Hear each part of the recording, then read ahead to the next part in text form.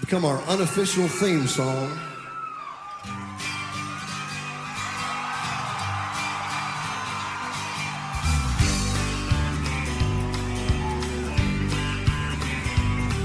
Well, I guess you were right. The blue bonnets are worth a drive, and now I'm here in Canyon Lake alone. Yeah, well, I know that you came here when you were down and feeling blue, and it helped you sort out the pieces on your own. But I'm seeing what you saw. The springtime is beautiful, and I'm proud to call this country home. Yeah, but I am missing you as the sun is setting on me. I think I'll crank up my pickup for San Antonio. There ain't enough dance halls in Texas to keep my heart and mind occupied. Yeah, I'm trying it all the time. Yeah, I'm out there every night, and my truck has seen some miles to find the words about this song to get me. Yeah, I know I'm not over you yet, I must be.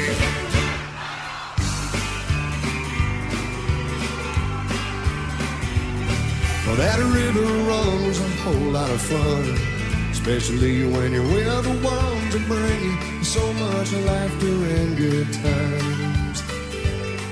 That water that ran so low, that only means that you go real slow and take the time to enjoy the minor things in life. So we showered and shaved in a bathroom stall at a Texago. On the way to Great Hall was a sold-out concert for one of my heroes that night. Baby, I guess I'm alright. I'm just a little bit tired tonight, 'cause getting over you's made a busy man of me. And there ain't enough dance halls in Texas to keep my heart and mind occupied. Yeah, I'm trying it all the time. Yeah, I'm out there every night, and my truck has seen some miles to find the words to write this song to get me. Yeah, I know I'm not over you yet, I must be.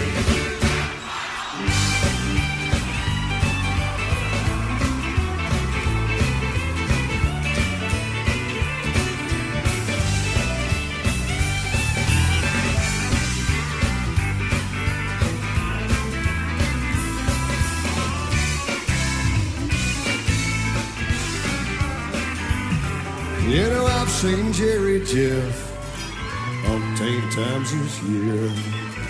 It just keeps getting better every day. And then I followed Bronco Girl King from Dallas to the sparkling city by the sea. I jumped up on the seawall and sang Corpus Christi Bay. And there ain't enough dance halls in Texas to keep my heart and mind occupied.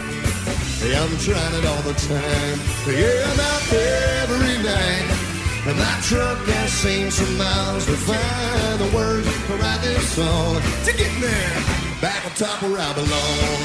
Yeah, I know I'm not over you yet, I must be having fun all wrong.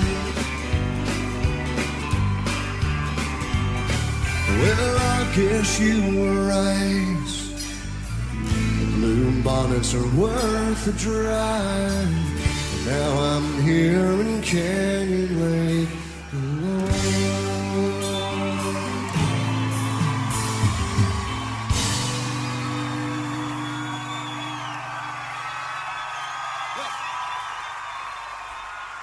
It's Matt Baker on the lead guitar.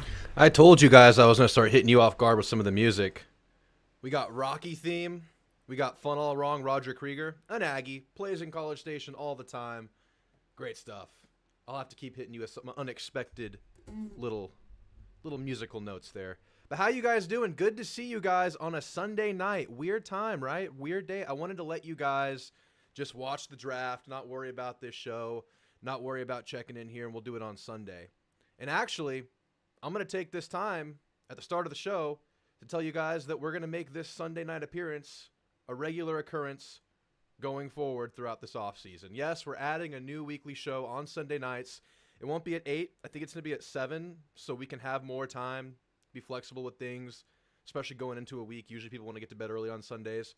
But 7 o'clock Sundays, we're going to start streaming NCAA Football 14. It's the last dynasty. It's the last one I'm ever going to do. I don't know how many of you guys are looking forward to the new EA Sports college football game coming out this year. Got the new one coming out. Very excited. But I wanted to give 14 its last run. Got some great mileage out of that game. And I want to do a dynasty with you guys. I want to get you guys involved. And we're going to do that every Sunday going forward. So I will see you then next Sunday, 7 o'clock. I'll talk about how y'all are going to get involved. It's going to be a lot of fun. But tonight, regular call-in show. The call-in link is pinned in the chat. Click that. You'll be prompted to enter a waiting room.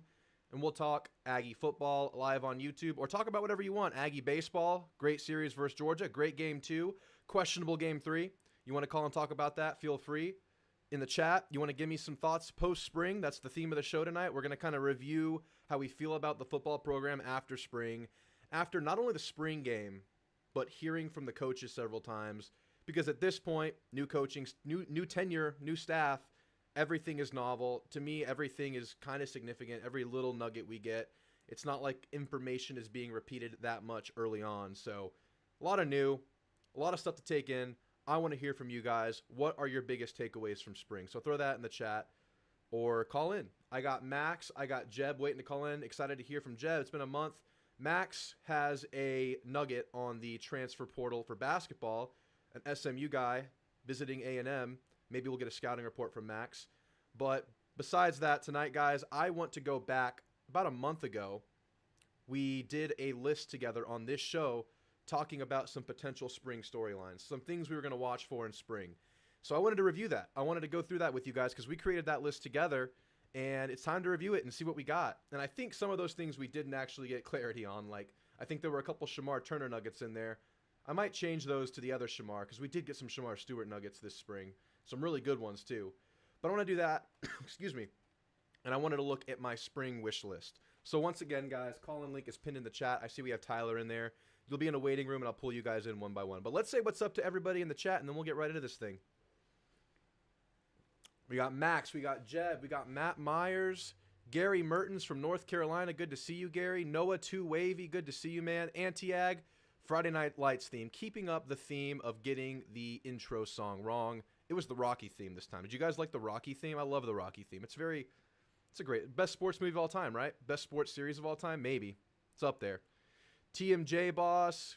Gary Mertens, not reading too much into the spring game. Less concerns regarding D. With 1s, 2s, and 3s mixed, it was really tough to make accurate assessments, but questions remain on the O-line and wide receiver. Absolutely. We'll talk about that stuff in just a minute, but I totally agree. Very hard to get a read on a lot of things, especially the lineups, being that it was a very player-centric game with the draft structure, which was different. But I hope the players enjoyed it. That's what it's all about. They got their work done throughout spring practice. The spring game is just a showcase, but we get a glimpse, see where guys are at. Anthony Myers, good to see you. Love Rocky. Absolutely. Wish we got those portal receivers, says Sawyer. Yeah, man. Sucks. Lost another one today. There's another guy out there I hope we get. We'll talk about that in a minute, too. Jeb says Texas Summers means live concerts. He's talking George Strait and Kyle Field. You're going to go hang out with George and Sawyer. Who's going to be there? Yes, it's absolutely summertime in Texas coming up right around the corner. It already feels like summer during the day right now. John Peroni, good to see you. Is this the Dixie Chicken? Roger Krieger jamming. Maybe it was the Dixie Chicken. Shout out to my dad for finishing the MS 150 ride at Kyle Field today. Still going strong. Shout out to Max's dad. Gig on my hardly know him. Good to see you, Connor. John says we should have a damn good defense. Yeah, man. Yeah, there are so many pieces out there, especially in the secondary. Very exciting to see. Very different feel from last spring. I remember coming out of last spring thinking, damn, man, in the secondary, you lose one guy, you're feeling bad because you're down to some guys who've never played before, some guys you don't really know what you're getting, or moving players out of position like a Josh DeBerry, who I believe got picked up by the Cowboys. Interesting stuff. They're all in. Yes, yes. Interesting stuff on defense. Connor's decisions and throws appear good, but receiver separation wasn't what I hoped for. Whether due to defense, I don't know. The Maroon defense played really well. The Maroon Trey Zune, man, future GM, future NFL GM. He drafted a damn good team. Connor's decisions look good. Connor's eyes look good, but obviously still a step slow. Still maybe not as confident as we'd like to see. I think it's just really encouraging to see Connor out there and knowing that he played the entirety of spring as QB1. Knowing he got those reps under his belt, even though he obviously wasn't 100%. So I think that's good. Tyler, you got the link? Yeah, I see you in there. That's you. Okay, good. Yeah, you got it. Scoring the best player on the team, and it isn't close. Okay. I think he's the best player on the team, but I don't know. It might be closer than you think. I think Shamar Turner might have something to say about that. The backwards hat look is very fratty. Are you having an early midlife crisis? I'm having a third of the life crisis right now. So I'm just rocking the hat in back-to-back videos. So when is the Georgia pitcher going to get punished for the spider tack? Okay, we're going to show it. I'm going to show the video in this video. I'm going to show the video in this live stream so you guys can see it if you haven't seen it yet. That was suspicious stuff, Space Jesus. I hated it. And they got that salvation win in Game 3, but things were getting sticky. Quarterback and running back rooms looking fine, absolutely. How about these Longhorns leading the SEC with 11 NFL draft picks? Hang the banner. Biggest spring takeaway, we finally have depth across the board. Matt, I agree. We have depth in places we haven't had depth before, but not at receiver, so that's kind of scary. And nose guard. Those two areas scare me. Both backups looked okay. Quarterback, yes, absolutely. Very serviceable back. Great quarterback room. You have a guy at the top. Clearly, I think Connor needs to be that guy, but you feel great about your backups. Adam says, could possibly have 2, maybe 3 first-round picks along the D. That's exactly what I was thinking today with the Shamars and Scorton. That's the exact thought that crossed my mind today, Adam. You might have 3 first-rounders next year on this A&M defensive line. And we've said this before, but that was with a 2022 freshman class when we were getting all these guys. We were excited to get all the young guys in that year. I thought we maybe had a bunch of first-rounders on that defense. Turns out not all of them are here anymore, but some of them are going to come into their own next year, like Shamar Stewart. A Purdue transfer is the best player. Well, you could say it that way, or you could say the leading sack man of the Big Ten is the best player, and that's not a red flag. That's a green flag. That's a go. We're a full go with the Purdue transfer being the best player. But all right, guys, I want to go ahead and get into our pre-spring storylines and see how we did. See what things looked like. All right. Actually, you know what? Let's do a couple of things first. Let's go ahead and look at the cheating pitcher for Georgia. Look. This is some suspicious stuff. Let me get this on the screen for you guys. All right. Sorry. Bear with me here as I size things out because I'm a professional and I didn't have it sized right. All right. So check this out. This is Game 3, the game A&M lost. And this left video right here is the pitcher in the bullpen doing something to his glove. Not so sure what he's doing, but he seems to be focused on the top surface of the glove. And over here, he rubs his fingers on it. So a lot of people think that he put some sticky tack, whatever you call it, on that glove so you can get a little bit better grip on that ball. You can get a little bit better torque, a little bit more spin on the ball if you have sticky fingers. So this is clearly a red flag.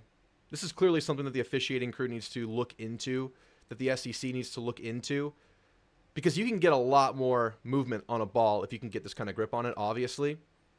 And they won by one run. In a close game. I mean, regardless of the outcome, this is obviously something that needs to be looked into.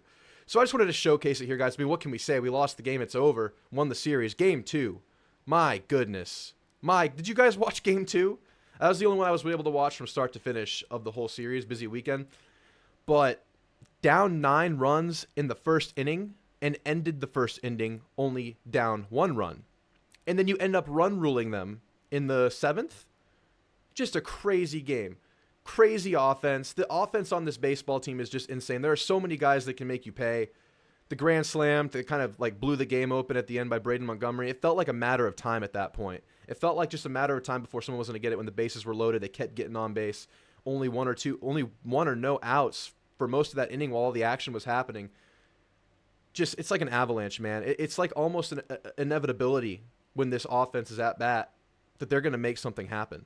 And it happened in a big way in that game, too. Just an amazing, what can you even say, but like just kind of like shake your head and just admire it. So all I'll say is this. I'll continue to say it. You got to be hot at the right time. You got to stay hot. It doesn't really matter if you're having a great regular season and you get cold in the playoff, you get cold postseason. It doesn't matter.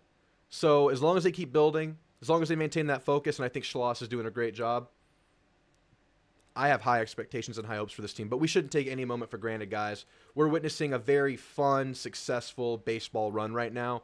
Something we might not see again for our lifetimes, honestly. It's that good. So just enjoy it, man. Enjoy every game as it comes.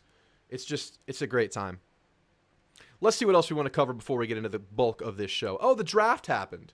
The draft. So we had Edgerrin Cooper, as we thought, first or second rounder. He went mid-second round to the Packers. We're all Packers fans now, right, guys? Are we Eagles fans too? I don't know about that for some of you Cowboys out there.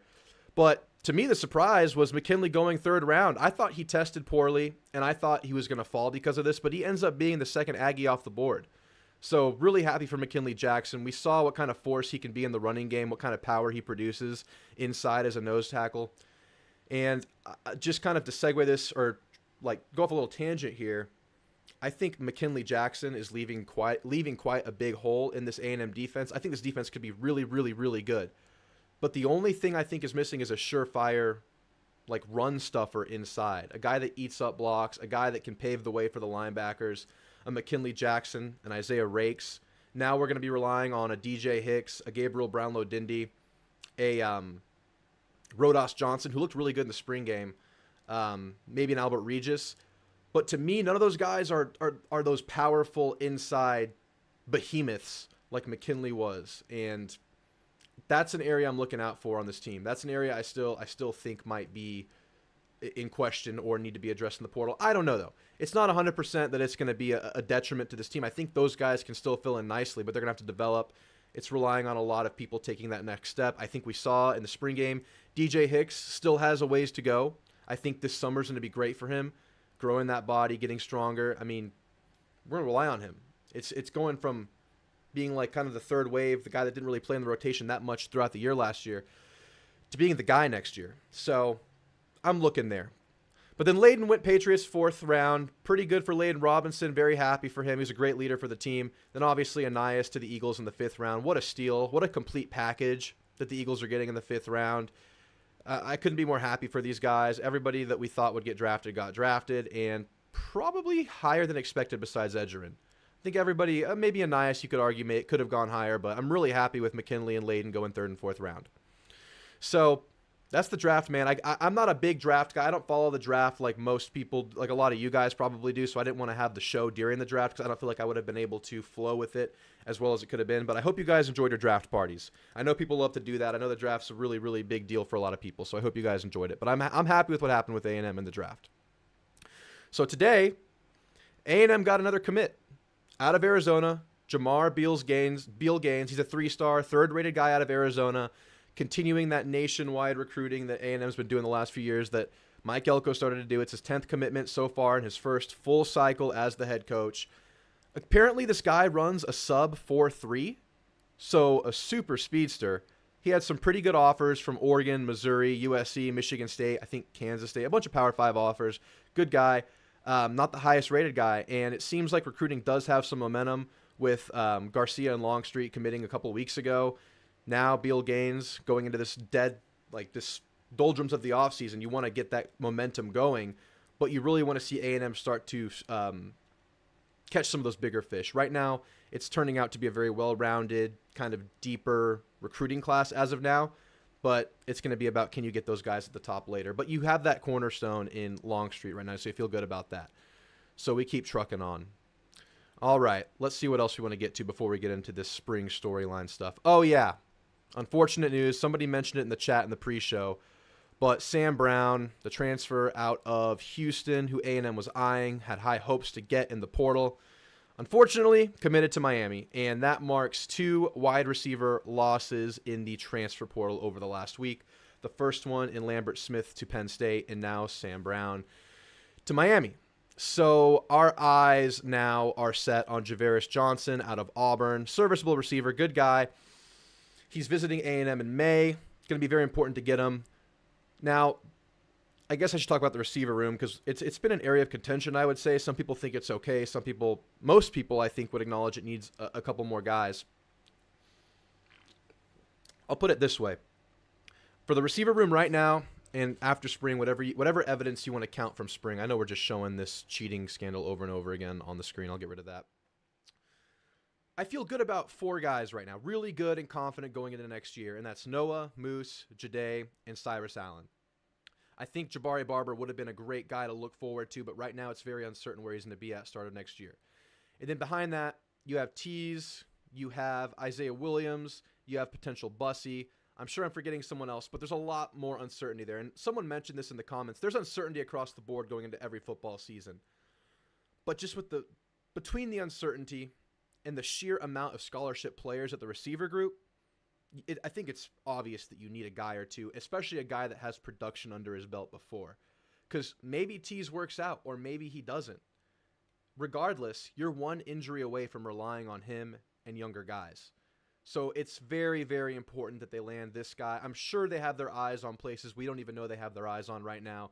I'm sure they're recruiting guys we don't even know about right now. This receiver room needs some love.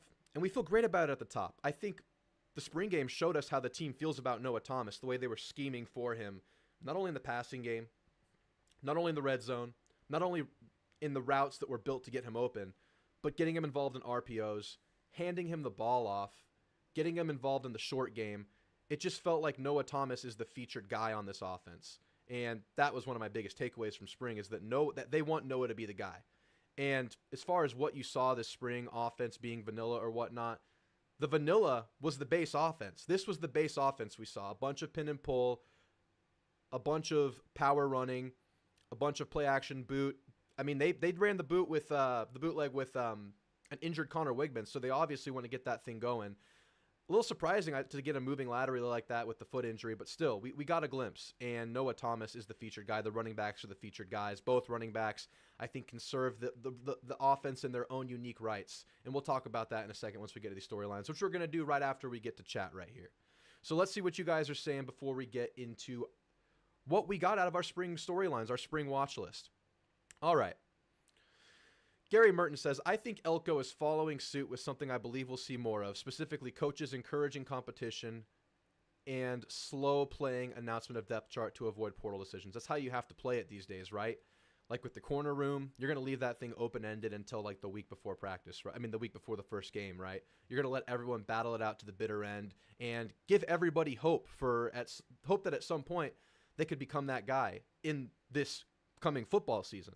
And I think a lot of guys are going to play in a lot of different positions, but that was evident in the spring game. I think just thinking on the fly, I think part of the strategy of giving this spring game the player drafted attribute was that you don't have to have the coaches make these like huge roster decisions in the first like real time game, if you will, in front of fans. So to your point, Gary, I think that helps with that factor right there, was having that drafted team situation. Even though we got some really weird lineup stuff, the word I like to use is uneven play across the board. But yeah, it's a very good point, Gary. Matt Meyer says, I love my Buckeyes, man. Do you? I know you're a Longhorn, but if you love your Buckeyes, that's great. I know what you're doing there. I know what you're saying.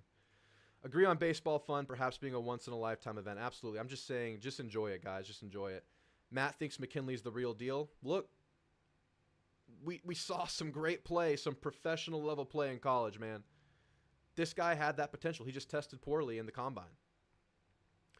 Howdy, everyone, says Chris Cobb. Thoughts of spring wrecking crew of old will have a top 5 defense. Look, it's on the table, man.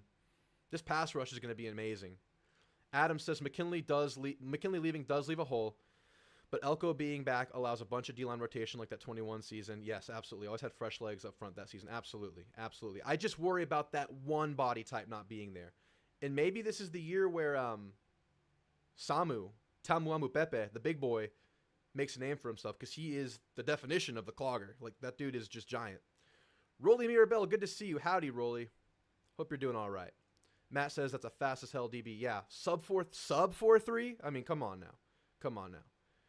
Chris Cobb says, great show, Drew. Keep kicking ass. Thanks, man. Thanks, man. You guys make it great. Thanks for being here. I see a bunch of regulars in here. I appreciate all you guys for being here. And all right, that catches us up with the chat. Now we are going to get into the spring storylines, the spring watch list, and see what we got. All right, let me see if I can transition this smoothly here. That's close. That's better. Let's see if we can get this even smoother here. That'll work, right? You guys can read that. All right, so before the spring game, I think a month before the spring game, right when spring practice started, we put together this list of watch list items for the spring game and spring overall. And of course, we got evidence from the spring game, but also from coaches talking, like I mentioned at the top of the show. So I wanted to go through these and see what we got. And I think this top one was answered pretty clearly. What is the attitude and competition level? What will Tommy Moffitt and the coaching staff try to instill in the team? Will it be apparent on the field only a couple months into it? I thought the spring game was fun and competitive. I mean, of course, I'm looking at it through rose-colored lenses. I'm an Aggie. I thought it was fine. I didn't see a lack of competition. I didn't see a lack of effort or anything like that. I wasn't at the game, so maybe anybody that was at the game can shed more light on this.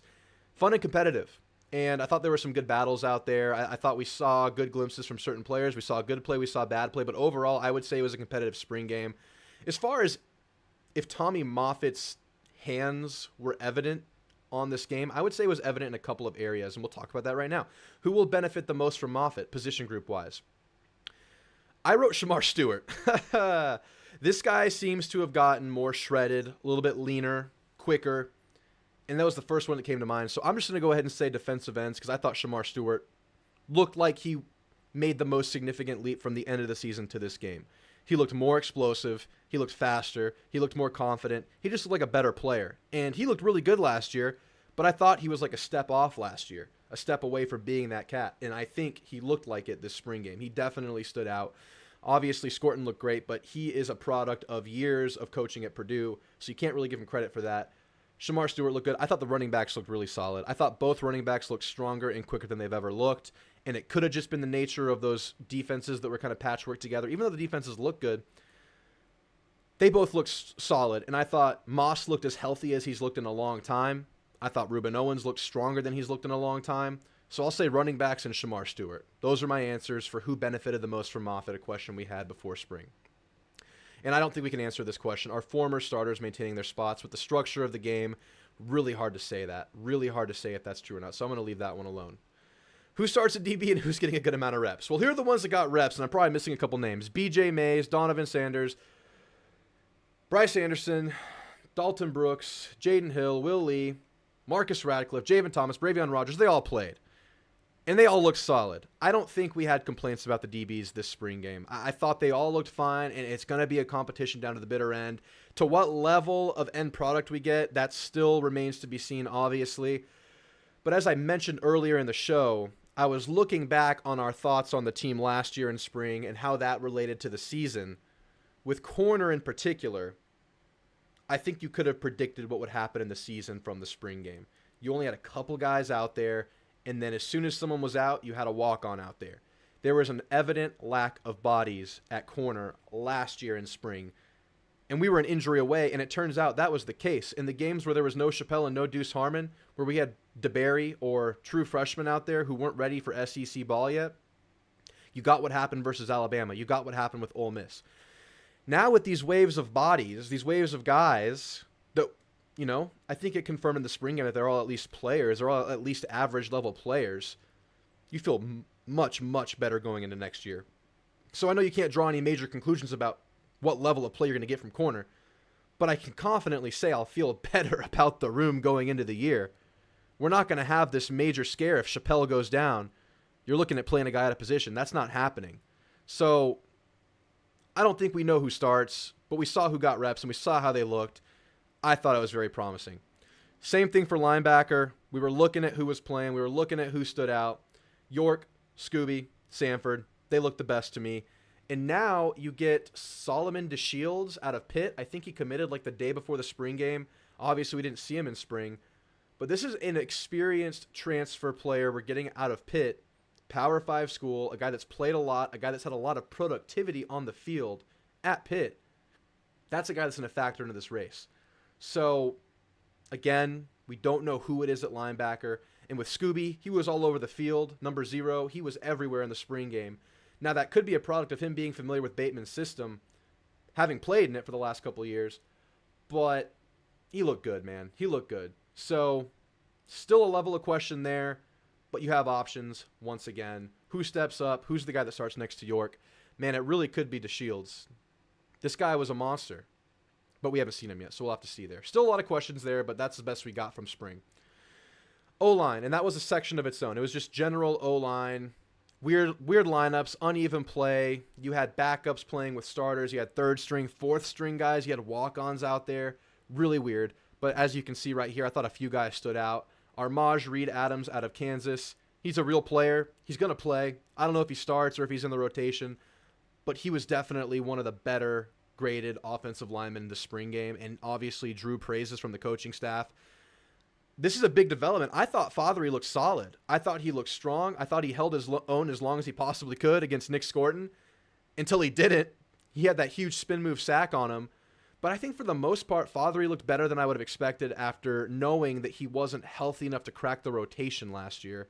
So I feel a lot better about Fothery after seeing him this spring game. And we know he practiced all year. We saw him get garbage time in games last year. We saw him go in when the game was in hand several times throughout the season last year. So he was around and he was still getting practice reps, unlike other players. So there's a chance we see the resurgence of Fothery. I hope that's the case because he was so good his freshman year.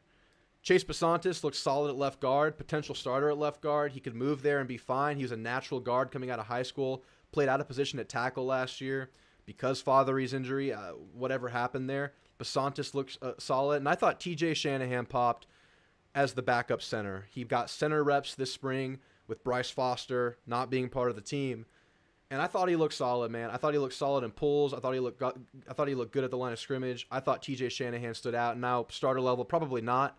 But another guy that you'd feel confident as an injury replacement or maybe in a rotation if you're going to have a rotation at offensive line. I'm really not sure what kind of rotation we're going to see with Cushing and Colin Klein next year at offensive line. I've said this before, but if you don't know, typically it's a very short rotation at offensive line. Maybe only one or two guys come in off the bench as part of a rotation, usually like a tackle and then a guy that's versatile. You can move around. I think there's room for Shanahan. And then don't forget, Cam Dewberry wasn't there, and Dewberry's going into his junior year. He could be in for a major season next year. So with these guys that pop, the guys we didn't see play, Shanahan looking good as a potential backup, I think you have pieces. But it didn't always look great at offensive line in the spring game, obviously, and I think that might have to do with like lack of chemistry, lack of like a cohesive lineup. And we heard in press conferences that they weren't even featuring that. That wasn't an emphasis. It wasn't an emphasis to go out there and find that group of five yet. It was an emphasis to rebuild it from the ground up, fundamentals-wise, learn the playbook. I thought they looked real good pulling, man. And you know Colin Klein's going to have these guys pulling a lot on that pin and pull play. The pin and pull is just an outside run where you have any unoccupied offensive lineman pulling. If there's not a guy, I think on the inside shoulder of the offensive line, they're pulling. So you could have up to 3 pullers on any given pin and pull. It's an outside run where the running back runs laterally and then cuts up once the blockers get home. And I think that's a great potential play for Ruben Owens with his quickness and his one-cut nature. How much will the playbook open up on offense? I think we saw what we would have expected from Colin Klein. We didn't see many recalls. I already mentioned what I thought was some of the most significant stuff. Here's what I envision for this offense. Just kind of roughly, obviously a lot more will go into it than this. I've mentioned this. Noah Thomas as your featured receiver. I think it was clear that they wanted to do that. He was the main receiver they were drawing plays up for specifically, whether it was that play where he scored in the corner, that option play, RPO, where he scored on the left side of the field, him getting the handoff on the RPO, on the end around. He's going to be a guy they feature in a lot of different ways. So health is obviously the name of the game there. I saw a list come out by CBS yesterday or today with a way too early projected first round of picks for next year's NFL draft. It had Noah Thomas at 15 in the first round. So some people see it too, not just us. So it's a big deal. Obviously, I think these running backs can be a great tandem. I talked about it on the last show. I'll mention it again briefly. Moss as your kind of your bell cow power back. Obviously, he's not just a straight up power back. This guy has some speed and explosiveness.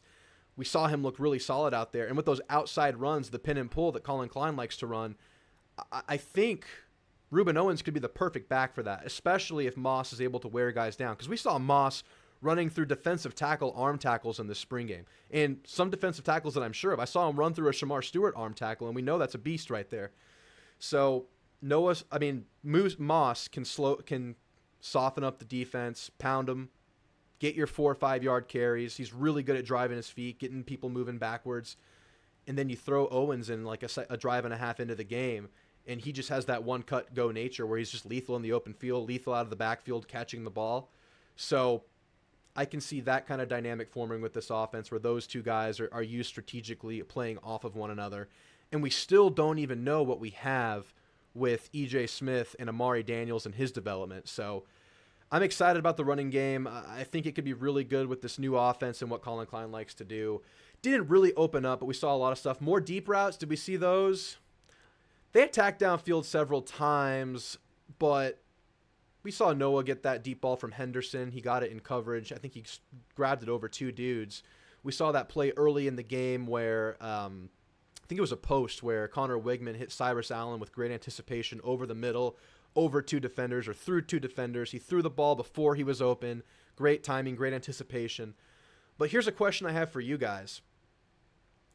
Is there a deep threat on this team? I know there are jump ball threats on this team for sure.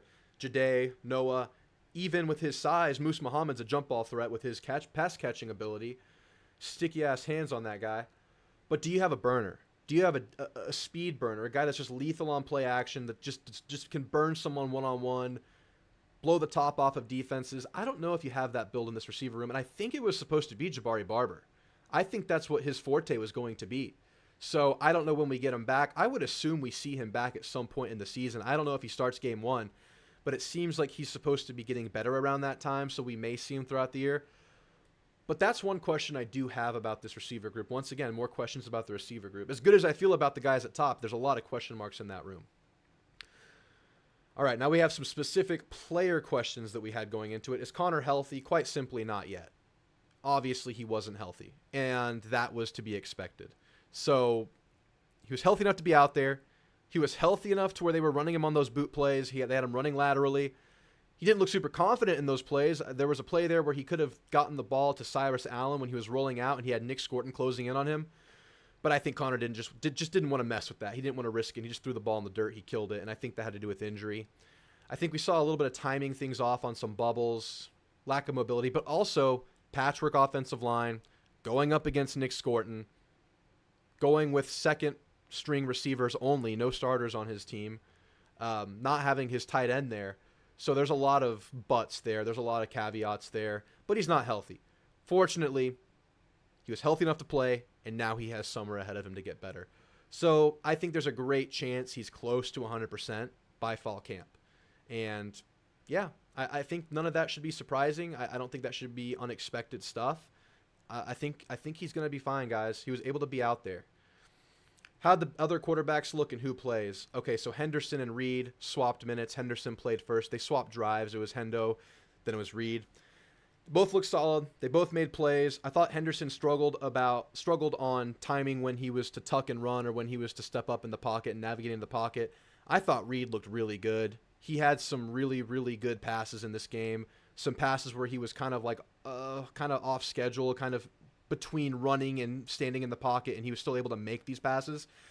Someone pointed this out in the comments, and it's very true, though. On some of those long read runs, those plays maybe should have been called sacks because defenders had hands on him in the pocket, but they gave him the benefit of the doubt, let the play keep going. Soccer rules, just let him keep going. But we got to see him out there, and we got to see him look athletic as all hell and throw some damn good balls. So you got Reed, you got Longstreet, you got Miles O'Neill as the future of the quarterback room. You still got Henderson there, and then Connor Wegman's coming back. That room looks really good right now. It's the best the quarterback room has felt in a long time. I think most of you guys would agree with that. Let me get through the rest of these, and I'll get with you guys in the chat to see what you guys are saying. Shamar Turner's development. Didn't see it. Didn't happen. He's hurt. Been out since the bowl game. Totally fine. We know what we're going to get from him. At least we think we do, as long as he's healthy. I'm going to ship that focus to Stewart and say that things are really good. The other Shamar. Things look really good for Shamar Stewart. We already talked about it. Ruben Owens' development and vision. The vision looks better. I don't think it's 100% yet, but he definitely looks stronger and more athletic than I've seen him before. And it could just be that he was healthy. No one's healthy in the duration of a football season. Obviously, things probably are slowing down from him now, having a full year under his belt. And I think I'm at a point where I feel like the running back room as a whole is a strength for the team, and that's only really knowing what we're getting from the top two guys. So I think Owens and Moss both benefited the most from Moffitt coming in right away, and I think it was evident in both of them. Dalton Brooks' development, another guy we had a question about. Yeah, that Maroon defense held the wide offense to like 50 yards passing. Dalton Brooks was in on a bunch of plays. Dalton Brooks looked really good, and Elko has done nothing but complement this safety room. So, yeah, I'd say things look good for Dalton, good for Anderson. Jared Kerr's still out there. You got a bunch of options out there now. So, yeah, things look good there. And I already talked about this. Is Fothery healthy and back? Yes, and potential starter next year, in my opinion. It's to be between him and Crownover battling for that thing. It's a matter of where Crownover's been on this trajectory, right? Coming out of high school as a tight end, changing to a tackle. It was obviously always going to be a huge learning curve, but he had that NFL body potential. 6'8", huge guy, athletic, but still pretty inconsistent out there. I thought Fothery looked more consistent. I thought Fothery looked really good. So that's going to be a very interesting spring battle we're going to have to check out. So that's it, guys. That's the list we came up with at the start of spring ball. And now I'm going to see what you guys are saying about this list and what you guys took away. Joe Long says Marcel Reed quarterback too. It's possible, man. It's possible. And he has more eligibility left than Henderson. Probably a guy you're going to want to nurture a little bit more. Yeah, man. He looks really good.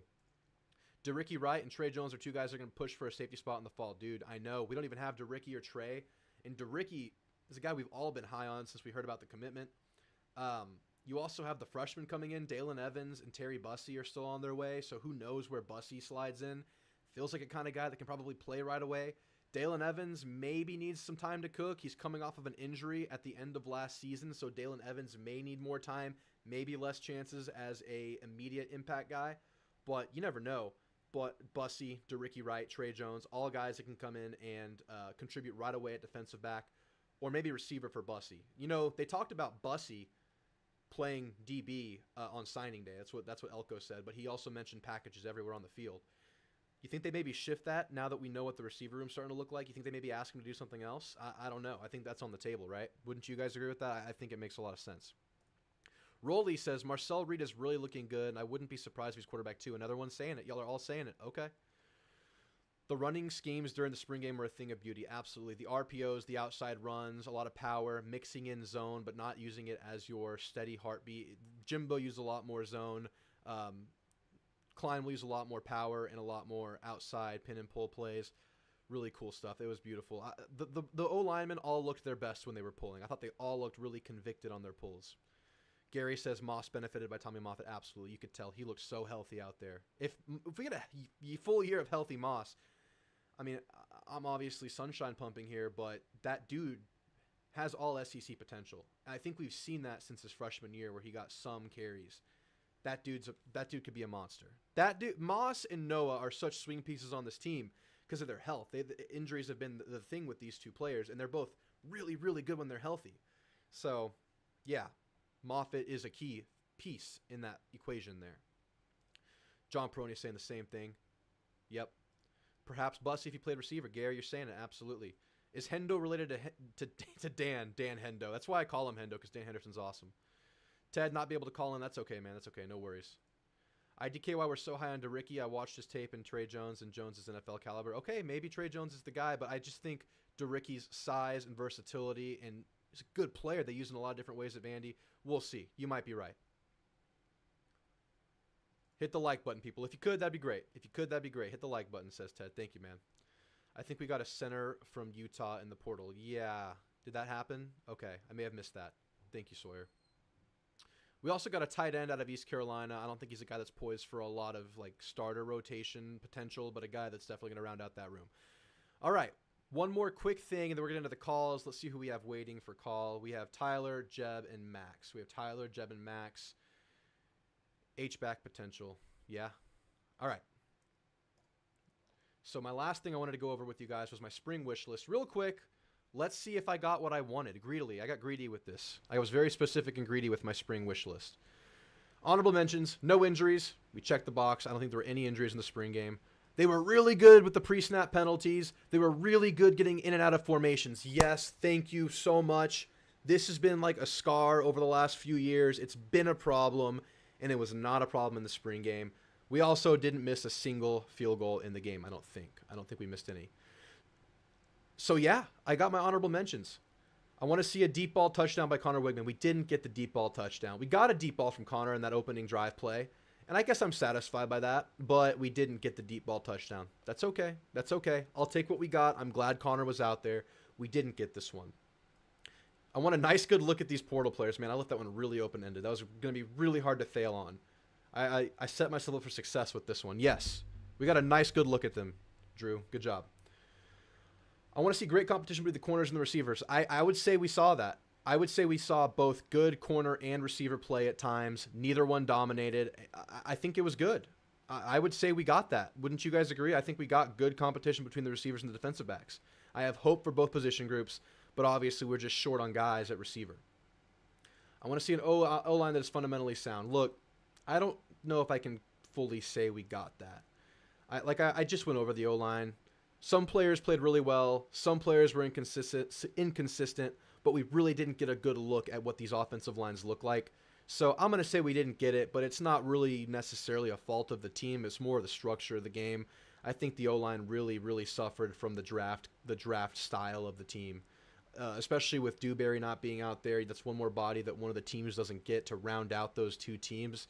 So, yeah, uneven play on the offensive line. And the very specific one I want to see Nick Scorton beat Trey Zune, and that would have been quite a sight to behold considering they were both on the same team. So we didn't get that. But I saw Shamar Stewart beat Trey Zune, and I saw Nick Scorton beat a bunch of other guys, so I'm just going to call this one a W by default. We won this one. Nick Scorton, yes. Best player on the team, maybe. And that's it, guys. Those are my spring lists. I would say I'm very satisfied with what we got and the amount of information we saw. Obviously, a lot of stuff remains to be seen. You can't take everything from spring. You just take it for a snapshot in time, an update, information, whatever you want to call it. And that's that, guys. That's that. So with that, we have some callers waiting in the waiting room. I'm going to use the restroom real quick. We'll get back and we'll finish out the second half of the show. So give me just a minute.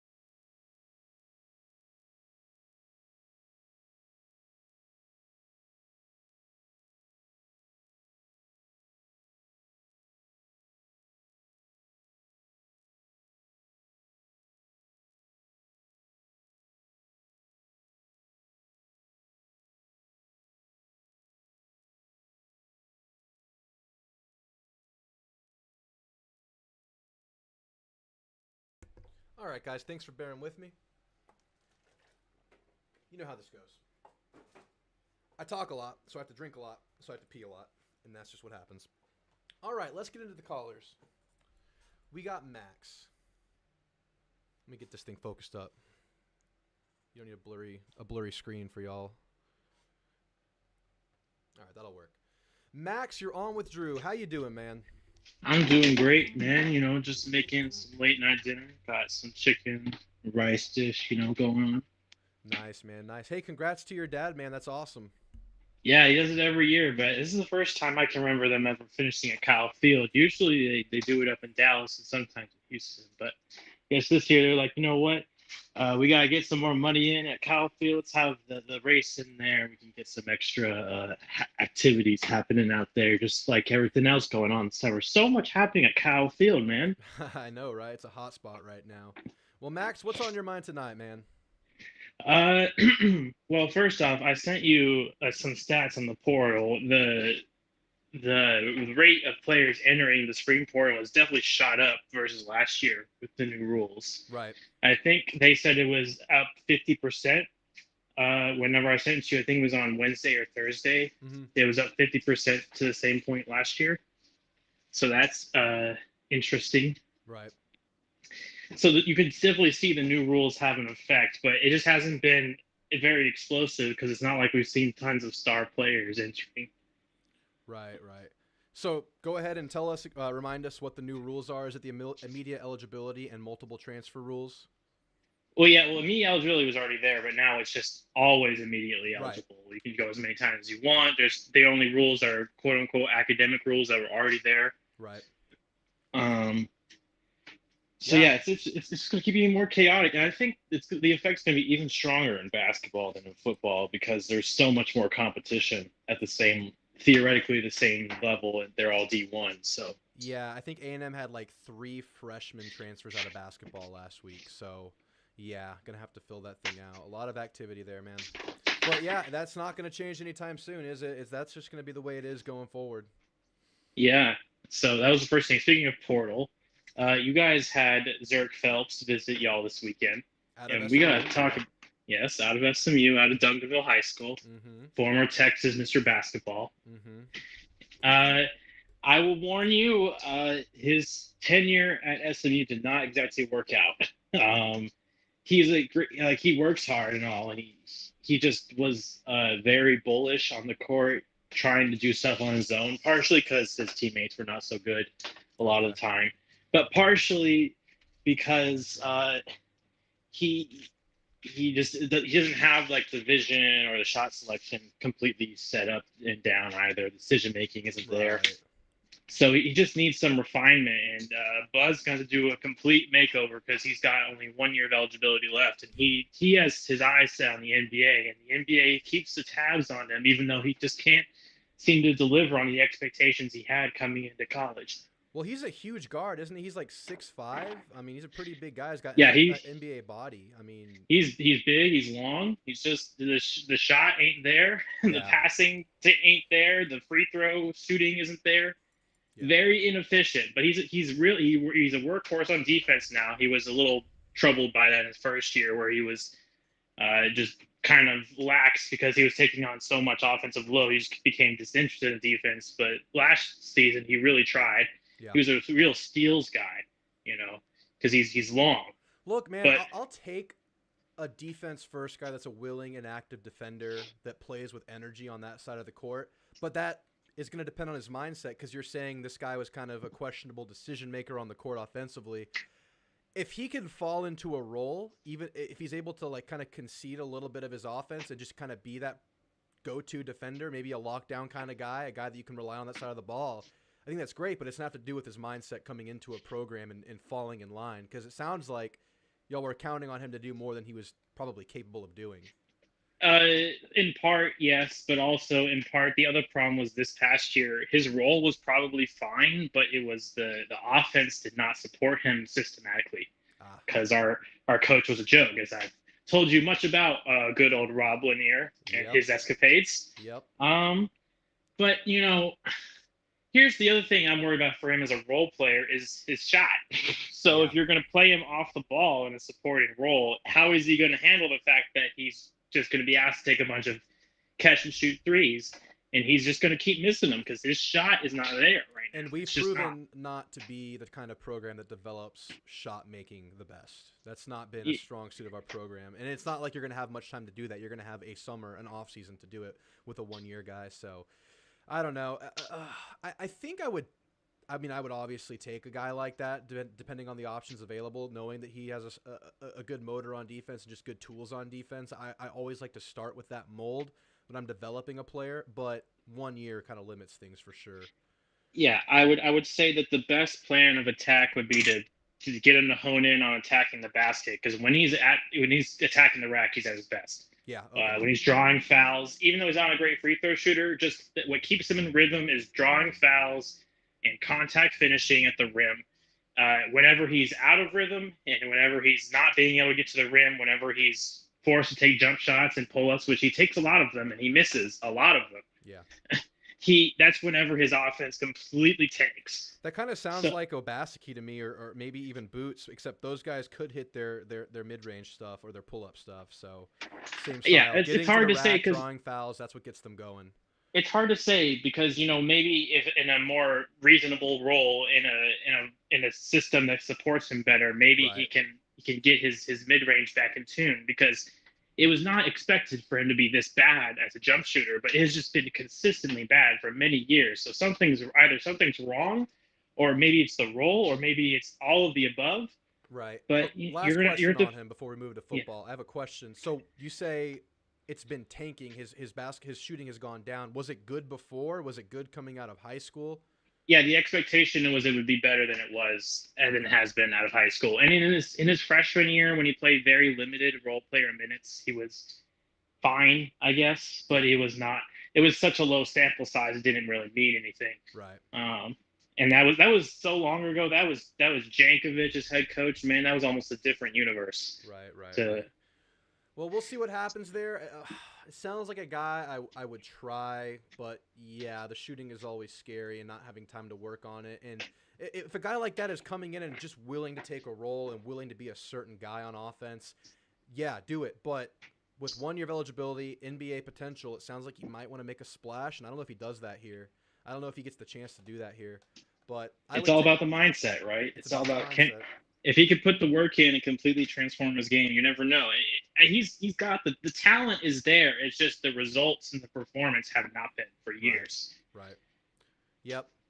Well, all right, man. Thanks for the rundown there. We'll definitely keep an eye on that. It's a guy that, to me, it sounds somewhat exciting, but yeah, that you shared all the negatives with me, and I understand where you're coming from there. But I'm going to transition you into football, then I'll give you the floor for a minute. Did you watch the A&M spring game? And if not, what were some things you maybe saw glimpses of that maybe caught your attention? Where do you think we're at right now? And I as far as saw what spring you're. goes, I watched your summary of the game. yeah, So I watched that. yeah, So I could pretty much mirror anything you said. But okay, okay, I but I can't personally give my opinion. I mean, I didn't even watch the SMU spring game because there was no stream of it, man. So oh, really? Damn, yeah, well, there's a reason. So we had to play because we're doing the renovations at our stadium. Remember, right, we have a massive facility being built. yes, We can't stream our games, so it was at Highland Park High School, and yeah.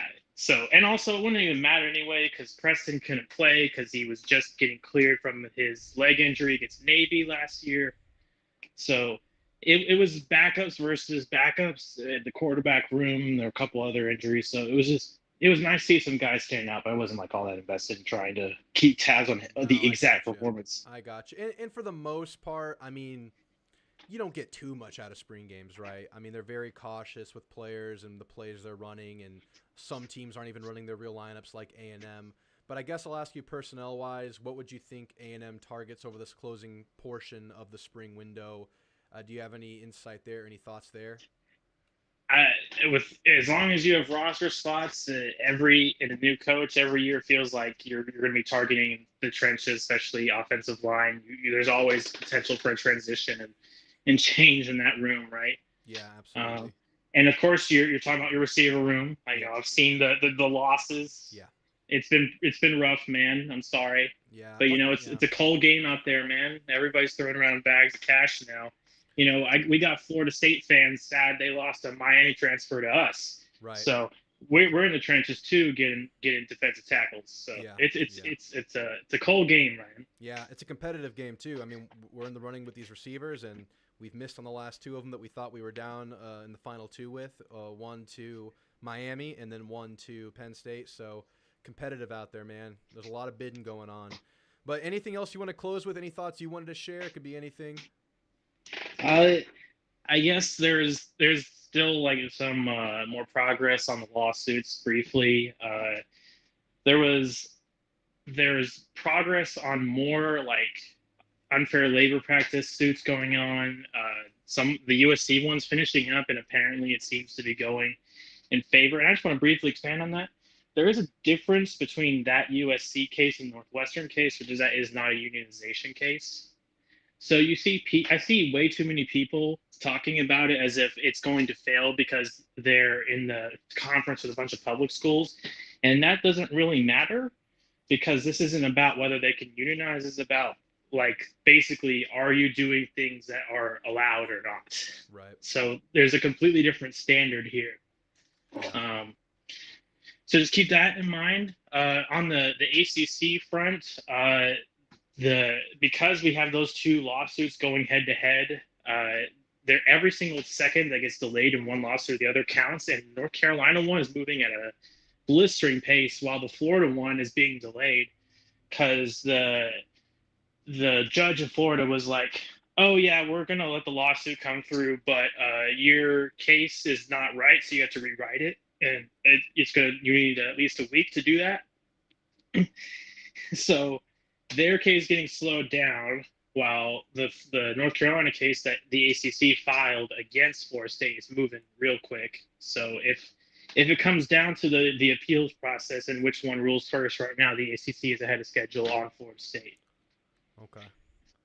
That's about all I got for you, honestly. Okay. Yeah, things are going to slow down, man. We're getting to the dead of the off season here soon, so we're going to have to find some things to move forward with. But I appreciate you keeping us updated there, man. If that's all you got tonight, I guess I'll say have a great dinner. Yeah, I'll have a great day. Oh, I guess I could tell you one brief thing, but it's not really that big news. Just for me as an SMU fan, I'm happy we finally got a starter caliber player in the ACC for a basketball team out of the portal. Got the Nice. starting point guard from Wake Forest. Man, he's really good. That's And awesome. his nickname's Boopy, man. Boopy? Kind of Boopy with a P. Boopy. Poofy. Wow. No, Boopie. Boopy Boofy. Miller. How did he get that Boopy name? Miller. I don't know, man. He's from Chicago. I guess they come up with all sorts of nicknames up there, man. You tell Boopy. me.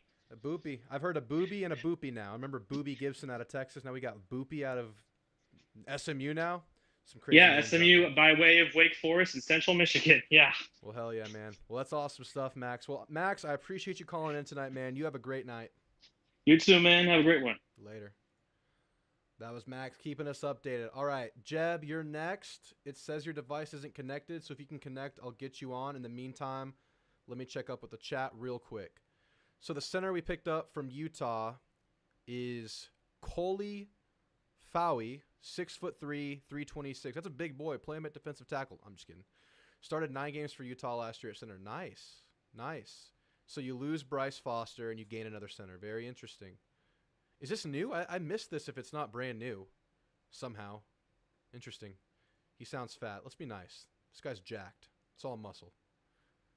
My concern is offensive line. Hopefully they can get it together before the fall. Look, I think there are 5 guys out there. I really do. And I think there's a good chance it's improved from last year. I mean, it better be, right? But center's somewhat of an unknown question mark. I think the guards have a chance to be pretty good with Basantis, Dewberry, and Reed Adams. Actually, I might just feel good about guard. I feel good about left tackle. And it's a matter of is Crown over or Fothery ready? Who is it going to be? And to what level? So center, right tackle, those are the big question marks.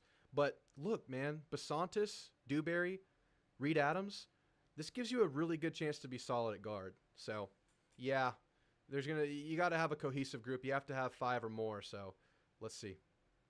Thanks for that input, Zoodles. All right, Jeb is connected. Jeb, you're on with Drew. It's been a while, man. How you been? I know, man. I appreciate it. How was Tampa? Oh, I went to Tampa. That's right. Tampa was great, man.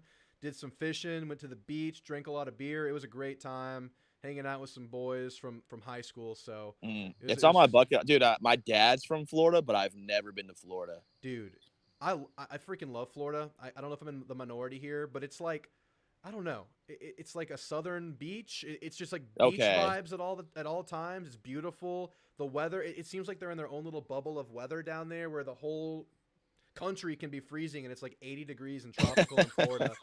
But my buddy lives on like a resort. It's like a golf resort. They have like tennis courts, pickleball fancy courts, gyms.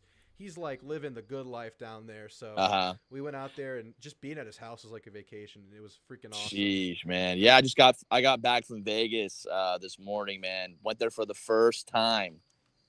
Dang, I haven't been yet. You okay? Who, me? Oh, yeah, man. I mean, I love to drink, but I pace myself pretty well. Yeah.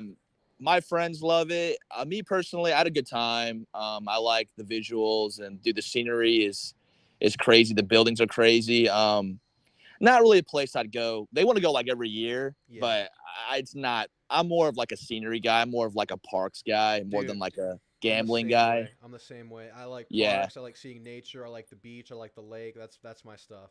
Because basically there, like I was, towards the new Vegas. I guess there's an old Vegas and the new Vegas. So it was just pretty much, the buildings were beautiful. It's just all casinos. And I gambled a little bit, but I'm not a huge gambler. So it's not really like for really me. Did you win? But, yeah, I won $50 out of blackjack. Dude, hell yeah. I stopped, man. I stopped while I was ahead. I put $5 in, stopped it right there. You were there the weekend of the spring game, right?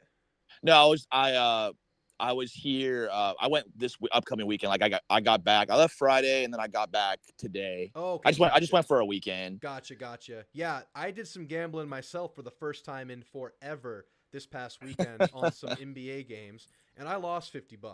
So I'm once again retiring from gambling. Oh shoot! Until the next there opportunity you go. arises, dude. I swear, I'll get super hot for so long sports gambling, and I'll just get super like It excited. feeds the addiction, dude. That's for my buddy's got an addiction. Oh yeah. The delinquents Absolutely. out there, the sickos. But man, yeah. So man, there's a lot to talk about, dude, with football right now. I guess. Do you want me just to give you the floor and tell me what you saw out of the spring game? Okay, first off, I'm gonna start off with this first though. Let me know if I'm crazy. Let me know if I'm crazy. You know, I'm friends with some UT guys. You know, some of my best friends, UT fans. Sure. I don't know if this is like irony, but you know, we're dudes. We tease each other, right? They're always sending me stuff like memes or whatever. And even I read comments. I don't know if you watch the SEC podcast on YouTube. They're a pretty good channel. That SEC? Mm-hmm. Yeah, I watch them now and then. They're not my daily rotation, but I watch them a fair amount. Yeah. Really I even read comments. I read comments from usually like because I think Billy Lucci was on their show like last week. That was a good show. I watched that one. I watched that, loved it. And I read some of the UT comments. Man, dude, they're always attacking the Yell Eaters, dude. They are, dude. They have an obsession. It's all they can pay attention to. I'm not trying to be political here, but I tell my buddies, I'm like, you guys are constantly making fun of the Yell Eaters, calling them gay and whatnot, whatever. But isn't Austin like the most progressive city like in Texas? I said, don't you guys welcome that? Don't you guys, what's your slogan? Keep Austin weird. Right. So, and every time I comment that, they have nothing to say back. Yeah, dude. So I'm like, guys, I mean, whatever, if you're homophobic or not, whatever, I don't really care. Here's the thing, man, about this trash talk, especially with them, because that's just the most frequent back and forth. Yeah, which I don't take it personally or anything. No, of course. But the thing is, it's always whatever's convenient to talk shit about right now. And right. And like right now, they're talking a bunch of trash about their draft and how we didn't have any first rounders. Oh, that was their first time in how long they've had that many guys drafted? Exactly. And we quickly forget that just 2 years ago, they had zero guys drafted and 14. A&M puts guys in the leagues every year. Exactly. There's usually one guy, if not more guys drafted from A&M every year. Not that it matters or anything, but yeah. Gary says Austin is the Portland of Texas. That's right. It really is, man. Like, trust me, I go to Austin all the time, but I'm like, I think it's kind of overrated in my personal opinion. I totally think it's overrated. It's way too freaking packed. I like the hill country, but that's about it. I love the hill country. I love the idea of Austin. It's a beautiful town. There's a lot of great stuff that's like in walking absolutely. distance downtown. It's beautiful. It's hilly. It's just scenic. But man, it's a cesspool. It is nasty. It really is, dude. It really is. I just can't do it, man. Just driving through it, I'm getting triggered. I had to cleanse myself. Even going back, dude. When I got to Vegas and going back to Austin, I had to cleanse myself, man. I'm like, dude, when I say Austin, it feels good to be back in the area versus Vegas. Yeah. I need to see a priest afterwards. Dude, but, I know. That's crazy. But I just don't get it's like hypocritical in my eyes. I'm like, it is you guys are always, trust me, I think the Yell Eaters are goofy too. I wish we, modern day, sorry. I appreciate the Yell Eaters, but I wish we had some girl cheerleaders too. But you guys constantly shit on the Yell Eaters and calling them gay. And I'm just like, it just kind of like, I don't know. Maybe I'm crazy, dude, but. No, it's definitely ironic. It's definitely ironic. I remember I saw a UT post from like some UT site like a couple years ago. They're making fun of our basketball team because I guess like they had some dudes wearing like overalls in the stands and they were pretty much calling them gay. And I was like, to me, it's just like, I don't get it. Don't you guys promote the thing that? Gets me is like, oh, they didn't pick A&M because they got those gay Yell Eaters. Like, dude, we have beautiful women too. We got women everywhere. The women are beautiful. Sorry, guys. Here. Sorry to keep this. We're gonna keep this, not rated. We're gonna keep this G-rated. But dude, there's PG-13 borderline R. It doesn't matter. College Station, the women, dude, it's endless. It's endless. There's beautiful women in College Station. And I'm sure it's the same way everywhere. But if it's the same way every college. But A&M, dude, it's like you got it's women, like unfair. And plus, when they do these pool parties, they're getting all the women staffers. They're inviting women over. You're gonna see women. You're gonna know they're there. It's overwhelming, dude. It's It's overwhelming. The overwhelming. numbers are in your favor as an athlete. Absolutely, you are fine. And I think they know that. I think Okay, you're that was my little rant. That okay, was you my got little me rant going to too a start off. little bit, Jeff. Thank you, Dude. Thank you. And I do agree with what Billy Lucci had to say on that podcast. And I know, listen, we all know Billy Lucci. He's a UT hater. I get it. I think he makes valid points, but I'm not too much like that. But I agree. I will say this: as A&M fans, have the expectations been what we wanted? No championships, no conference championships. But A&M has fit in just well with the SEC. They're not as bad. Remember when we first went to the SEC? How all these schools, all these people were like, A&M's going to be the bottom feeders. They're going to be nothing. No, Yeah. A&M's been just fine. Like, I think Billy Lucci said we're like top 5 in the SEC of like total wins since we joined. That's Plenty pretty of good. players into the league, yeah, all the time. I mean, like, yeah, and of course, like, we're not where we want to be. Obviously, like, we want to win championships and conference championships, but we've fit in just well in the SEC. right. So I really don't get the hate. Definitely have recruited with the best of them. We've been able to acquire talent with the best of them. Oh yeah. I mean, I remember as a fan growing up. I've been a fan my whole life, and Billy Lucci's even said it best. The athletes we're getting now compared to when we were in the Big 12 is a huge difference. Absolutely. So the being in the SEC has helped us a lot, and that's why we moved. We wanted to branch out, make a bigger name for ourselves, and it worked in terms of like recruiting, facilities. I mean, College Station, A&M, those facilities, man, they're growing every year. Yeah, absolutely. And Johnny Manziel played a major part in that as well. But just the move to the SEC Manziel put us on the map for sure. Jimbo, and when I think you about can take Jimbo too. Yeah, sure. And when I think about the overall history trajectory of A&M, I feel like it's been like this, kind of upward, and then maybe kind of leveled out. And that SEC spike, it's just kind of gone up. And we have a new level of expectation now because we know that the investment is absolutely different now. We know that the talent acquisition is different now, and we just need to find the coach that can make it happen on the field. Yeah, I tell my need from a program is at A&M. I mean, I tell my UT buddies, all the time, like, guys, this isn't the same Big 12 team. We got 4 and 5 star players too. Yeah, we got talent. We got talent as well. A&M, now that we built up, no matter who our coach is, I think we're always going to get good recruits. We're always going to get guys. There's always a baseline of player we're going to get, right? It's just can that absolutely. I remember as kids, we would get maybe like 1 to 2 4-stars per year. Like, we had to develop our talent. Now we got top guys in like the state putting us in their top 5, top 6. Like, absolutely, we're always going to be in consideration for that. At least that, recruiting wise. Yep. Absolutely, and recruiting is looking pretty good right now. Maybe absolutely. I want to get a couple of those top dogs. We have a long street, but a couple guys to go at the top of the list now.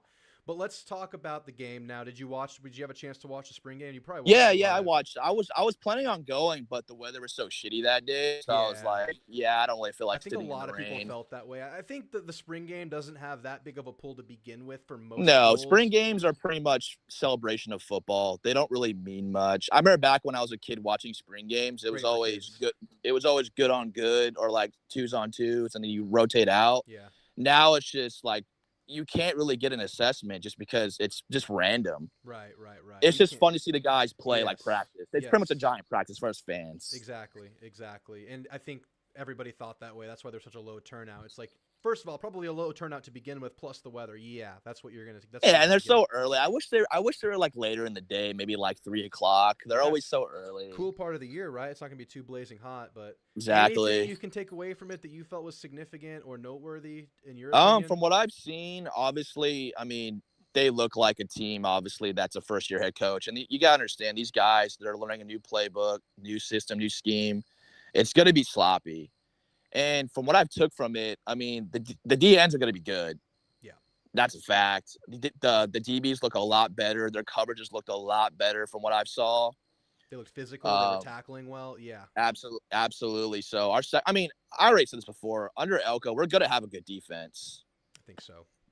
Obviously, we need a few pieces on defense. Like you said, nose guard. That's the one I've been kind of ringing. We lost Rakes. And Philip Bleed to Auburn. Yeah, that's a tough one. Yeah.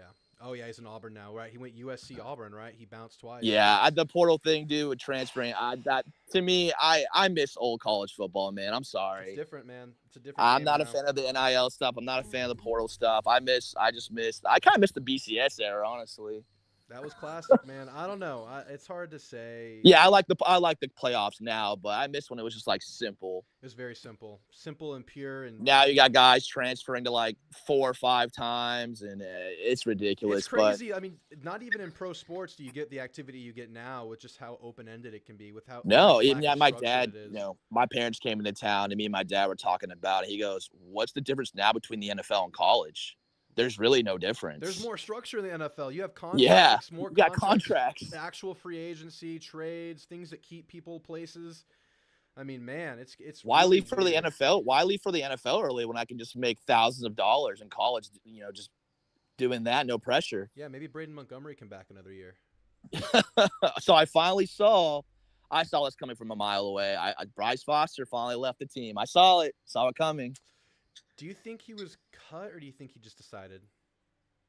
Oh, that's a good point. We'll never know. I don't think. We'll never know. I mean, do you get cut in college? Well, you're at like 92 scholarships, and they need to add players at specific places.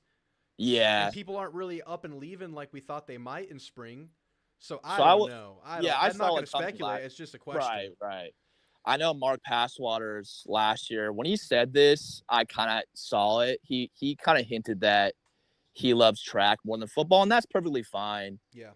But I was like, so what I was told, from talking to D1 athletes, if you don't love the game, it's just not going to work out, because it's like a job, man. You wake up early, you work out, you watch film, you go to class. Yeah. It's a heavy schedule, man. So if you're not committed, dude, then like you're just gonna fall behind. And he hasn't been good the last 2 years. Yeah, I've done it. Sadly. And I didn't necessarily love it, and it makes all the difference in the world. Yeah, and obviously when we add the Utah transfer, I was like, someone's leaving. Like, I think he's gonna leave. That's And a sign. Yeah. and it sucks because he's an Aggie legacy too. His parents went to A&M. We all thought he was gonna be really good. Played really well as a freshman. I think he just kind of. Some guys do that. I mean. Yeah, Carter Carrolls and Hattersley had a really good podcast. I think came out yesterday. Just I need to watch spring. that. They're good. I like them. They're very logical and just very blunt. 247 Yeah. guys. And Carter Carrolls kind of went in on Foster and just talking about how he didn't love the game, how he missed maybe 40 practices over the last couple seasons combined, like more than Can't 40 do that, practices. man. And you're nursing coming back from an ACL and having the mono 2 years ago, and you're Yep. not practicing. You're just not going to develop. It's just not going to happen, and you have to have those practices. And that's the thing I say about Father that's really cool is he has been practicing the whole time while he's not been playing. There's still hope. I think there's still hope, and I thought he There's was pretty still hope. okay in the spring game. I mean, better than I would have expected. Yeah, knowing I guess who I he was wasn't last watching year. the O-line too much, but I mean, yeah, Maj Reed Adams looked really good. I predicted he was going to start one of the guard spots. Dude, if Dewberry can go back to that freshman year and maybe build off of that, and these guys on this podcast I was telling you about, Carter Carrolls is very well connected. Yeah. This guy is in on his stuff. He knows his stuff. He says Dewberry was hurt throughout the year last year, and we didn't have a healthy Cam Dewberry last year.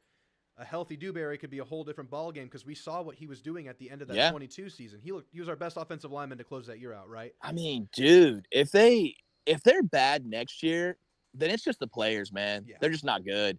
I think they're going to be better, man. I don't know how I much think better, so too. But I think the offense is going to help them. Getting the ball out quicker is going to help them. Like you said, receiver depth is not very. I think we only had 5 scholarship receivers in the spring game. So I'm very worried about it, man. Billy Lucci did say that fans were going to freak out about Cutter Wigman. We all knew he wasn't healthy. Yeah. But it's good that he got those reps out there. Receiver depth is still, we need to add some guys. I guess we couldn't add. I thought we were going to add Sam Brown. I guess not.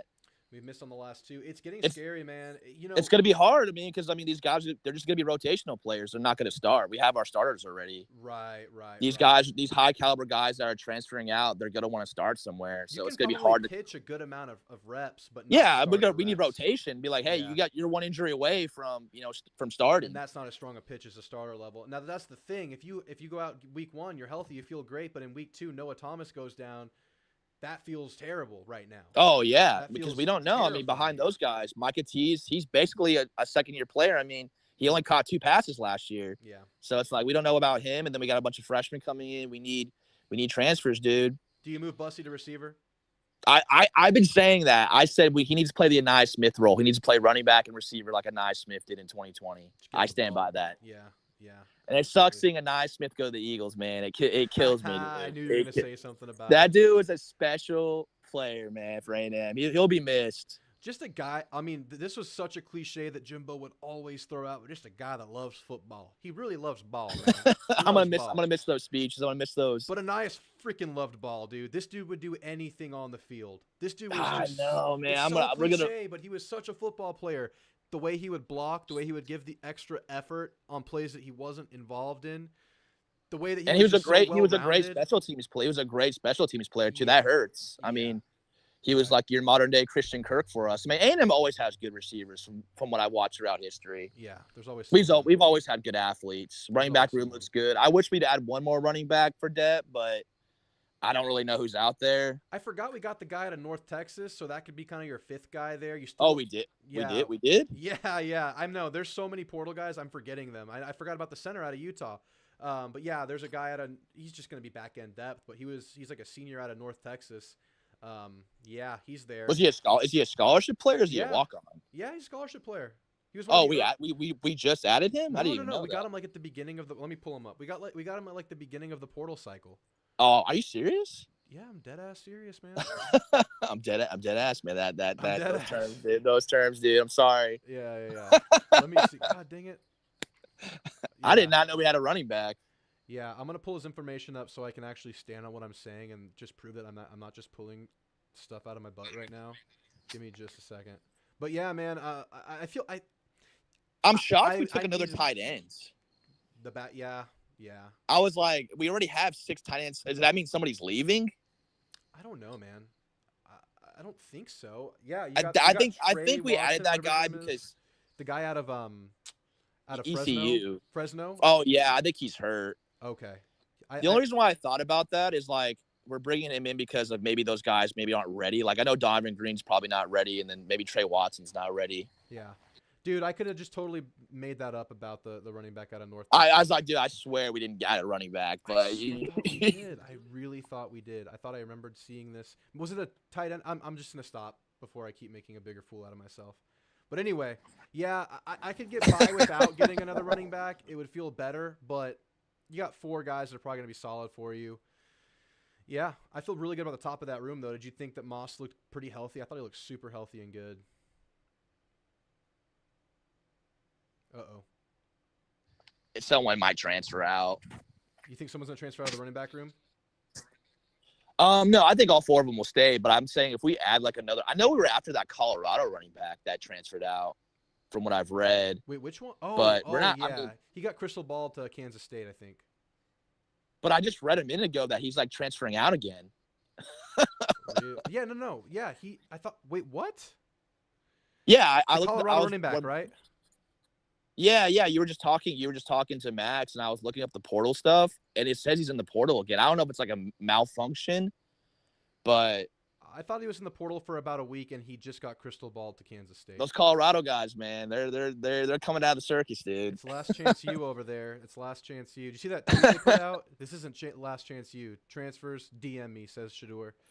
It's pretty crazy stuff we're seeing over there. Anyway, yeah, we're getting off topic. Any closing thoughts about spring, man? I know there's not too much to take from it, but any closing thoughts? Yeah, man, Noah Thomas looks like an athlete, dude. I didn't know he was that fast. Dude, when they gave him that little pitch, and I was like, oh shit, man. I know, that's crazy.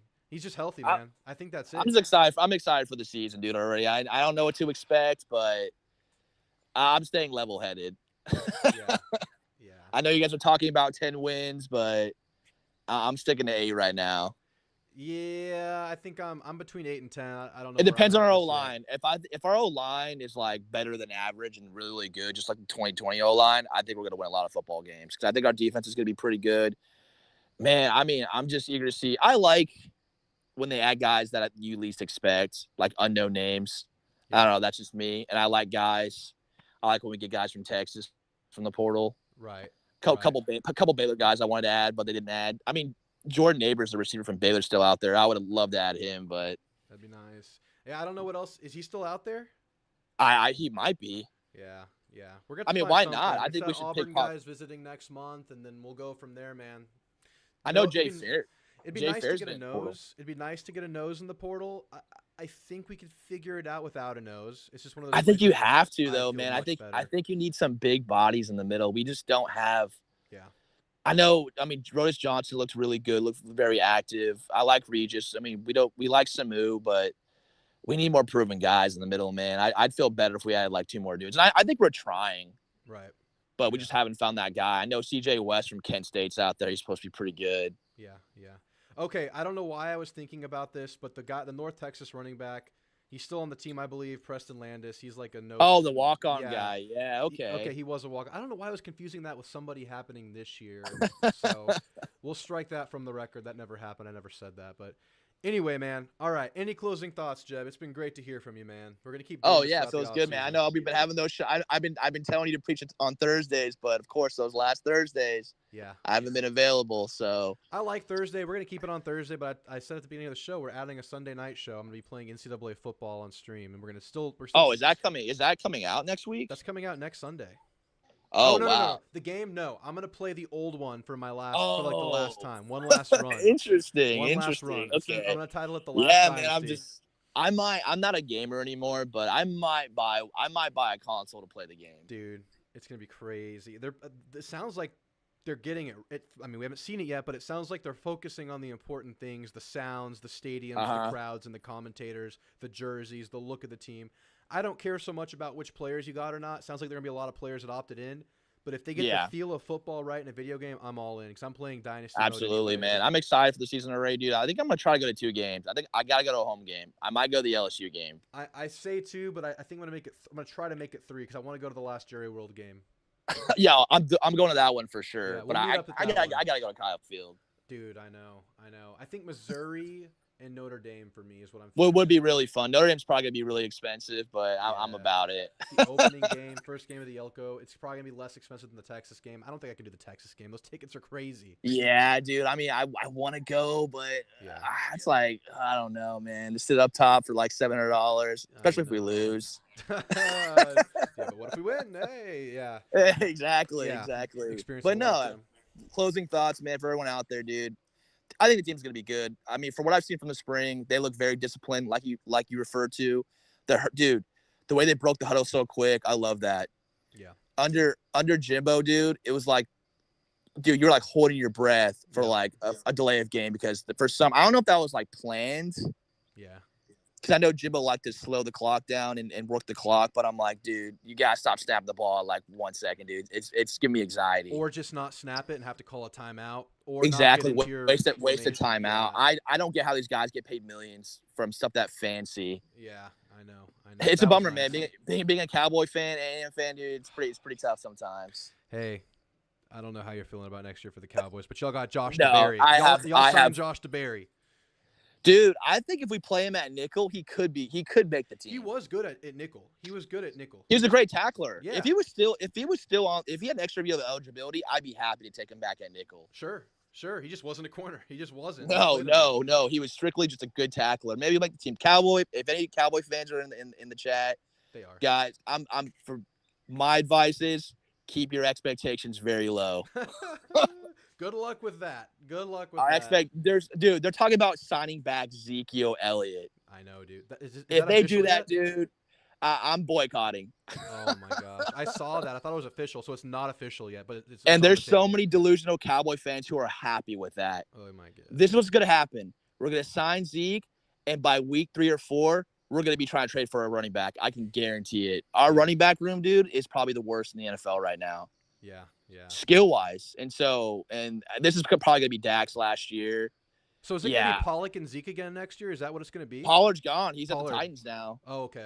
Yeah, we have literally Ezekiel Elliott and then a bunch of like undrafted free agents, pretty much. No Rico way. Dowdle, Deuce Vaughn from Kansas State, Malik Davis. It's a bunch of nobodies. That's crazy. And they didn't draft a single running back, dude. A single running back. They're all in, man. They're all in. Dallas, dude. Dallas is based. I'm about to be a Houston's fan. I'm about to be a Texas fan, dude. Straight up. So Noble guy, good to see you, Noble. Just said this Cowboy fan is in the transfer portal. So he's portal into Houston as well. Dude, Cowboy at this point, as being a 20-year-long fan, Dallas Cowboys is just a cash grab. Oh no. That dude's not trying to win. He knows he's gonna make money. I've been saying that for years, though. I said we're never gonna win Super Bowl unless Jerry Jones croaks or gives up the team, which is not gonna happen. That dude, I'm starting to think Jerry Jones is an AI, dude. He looked so weird in his press conference. I saw some I'm clips from the starting to think presser. he's not real. Dude, he couldn't answer questions. He just didn't know. It was like the AI was miscalculating the equations it was receiving. It was like He's gonna be one of those guys that lives to be like 110. Of course he is. I He's a lizard. I can guarantee you, dude. It's a sad day for a Cowboy fan, dude. I just want, at least before I die, I just want to see the Cowboys go to the Super Bowl and A&M National Championship. Will that happen? I don't know. But if you're a Cowboy fan, Yeah. your expectation, we're gonna have a. I just don't get it, man. I'm going on a rant here. I just don't get it. This is probably gonna be Mike McCarthy's last year. Why wouldn't you go all out and get pieces for your team? It's like, I'd go up to Jerry Jones and be like, hey, if this is my last ride, I want the best team as possible. I want all these players. You got nobody in free agency. They signed like one linebacker. And then it's just like we have probably the worst running back room, and then our receiver room is garbage too. So it's like, what are y'all doing, man? CeeDee Lamb is a great receiver. I mean, they're probably gonna pay him, but we don't have a wide receiver too, man. I don't know, dude. I mean, last year I was after that playoff game, dude, I was lifeless. I was lifeless, man. I started doing the dishes. Yeah. Halfway. Oh, dude, damn. You just went to the dishes and just disconnected from everything. I am more optimistic about A&M this year than the Cowboys, and that's pretty hard to believe. I think you should be. Well, all right, Jeb, man. I'm sorry to make you relive all that. I'm really sorry that had to come up This tonight. is therapy. This is group therapy right now. This is a safe place. This is a safe place. All right, Jeb, man. Thanks for calling in. You have a great night. I'm sure I'll see you again real soon. Yeah, good night. All right.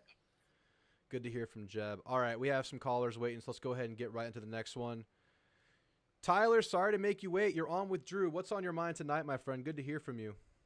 Drew, What up? man, finally. It's always been good to talk ball with you. It's good to finally get on a call. Yes, sir. I appreciate what you throw in the chat all the time, man. How you been?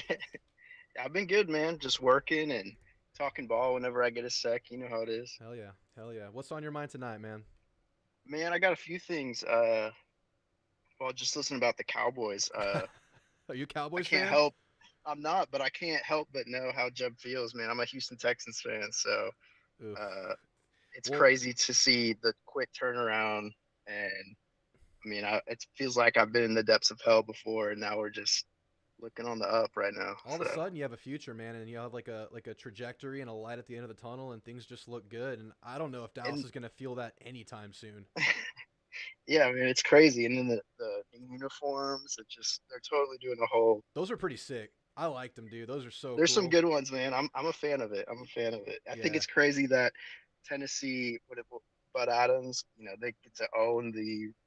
It's one thing to own the team name or the logo, but to own the colors, we never got to have that powder blue. They call it Houston blue. That's messed up. It's like, it's cool to have an alternate that has that Yeah. sort of tribute. in it. Yeah. So. Absolutely. But yeah, man, always good talking ball with you. I think even with our disagreements, I like hearing your opinions. So it's Yeah. like, I think we see eye to eye for the most part, but some things I have so much BAS. So Of whenever course, I of say course. something and you're like, no, wait, I think this and this. And it's good to hear like an intellectual response to possibly convince me to think otherwise, because Right. I think deep down I really want to, it's just, I got to hear, why I Yeah. should think that way. I but- guess I'm definitely on the more positive ends of things. I've been trying real Yeah. hard not to pump sunshine. I feel like when I first started this channel, I was just, excited to be doing it, and I was getting overly excited about every little thing A&M would do.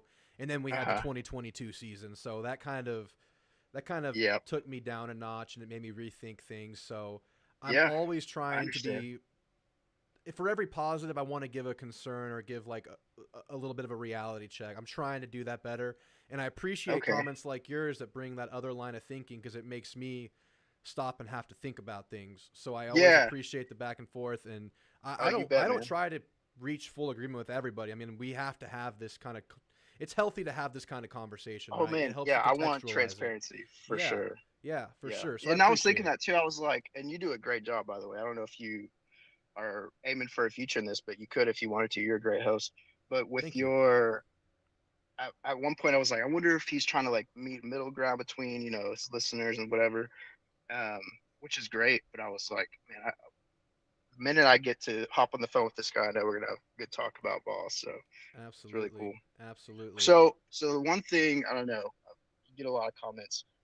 I don't know if you can remember the one disagreement you and I have had over A&M and this particular position group, but if you can guess, what's the one thing that you and I in the past or thus far have disagreed with about I remember in terms of position group? I Yeah, remember having this discussion, but like you said, I've had this discussion with a couple different people. I don't think I remember off the top of my head, but as soon as you tell me, I'm gonna remember. you're good. Yeah, you good. No problem. Offensive line and specifically offensive tackle. Okay. So the end caps of the line, Sure. and dude, and some of my comments are on like other what I don't know snippets of Texags or snippets of SEC podcasts talking about, and I'm always preaching offensive tackle, offensive tackle, offensive tackle. Like how have we not gotten a staple Yeah. there? You know, Yeah. and I really like Trazen. I do. I like him because I think I was not sold on him, but I really my opinion of him changed when after the 2022 season, right? Mm-hmm. Um, I don't think there's a guy on the roster that's endured more injuries For sure. and came back from it, right? I'm pretty sure he just blew up both kneecaps, not at the same time, but over his career. Um, and then listening to him talk and reporters ask him like, "How is?" And he's just like, "Yeah, a couple nicks and knacks." And at the time, I was like, "Yeah, he's just copy and pasting a Jimbo statement." But Right. really, this dude's out here playing. Like he's not messing around. I just like the effort. Um, and Yeah. it's really cool to see. And the mindset. I mean, Um, obviously he's a in the leader too, mindset, because he got the he's captain definitely a spot. leader, So and he's a general manager apparently. that was God crazy, man. I mean, damn. when you looked at those teams, it didn't seem fair. It seemed like he was getting 2-1 on the picks or something. I mean, Yeah, come on now. he did a good job picking, that's for sure. Yeah. But I was, I guess, relative to that with the offensive line, even with the mismatch, right? Like, people often say like, well, it was not cohesion. There was second strings with first strings, but I isolated what I went to the spring game. I don't know if you went, but I I went, didn't and then go. I watched the someone was a real like trooper, and they like upload almost immediately. It wasn't Woodland Zag. He's usually right the one that uploads Yeah. the full game. Somebody uploaded like the spring game to YouTube like I right saw it. after, and I Yeah, it watched. was like some Asian channel, just like some Was random it channel. okay? Yeah, it was Whoever some. that is, Yeah, two thumbs up. We right. appreciate you. I watched it, man, and yeah, it was just like it just sort of baffles me that I hear Lucci and a lot of A&M advocates like they harp on running back, wide receiver, especially wide receiver, right? Wide receiver. But for honestly years, I've been thinking like, man, like why don't you just go all in on like one end cap, one offensive tackle, right or left, but just one just super long bodied, quick footed, just beast, right? So like Tennessee, they got Lance Hurd from LSU. Okay, that's which I mean I think he's gonna be really good. Apparently he's a real prima donna, and I'm not surprised. But it's just I feel like if A&M could just lock down one offensive tackle position, everything else would honestly flow because we already have guards, right? Even before Bryce Foster leaving, we had Cam Dewberry, we had we have Chase Bisontis, which that's really his natural position is one of the guards, And it showed. I thought he was good in the and it spring game. showed.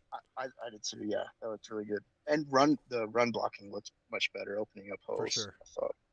I thought. You know, we got. I know you always get this name mixed up. Armaj Reed I don't Adams, know right? why I can't stop doing it, dude. I don't know why, Well, but I think I know the name. It's just I it's keep mixing it's it up when I'm contagious talking. because Yeah. I had it right, and then I started listening to you, and then I started messing up. I So know, man. I know. I'm sorry. I'm sorry. you get it. So we have him, which I'm glad we got him, and we did get that guy from FAU or FIU. I don't remember his name, but he had transferred out since then.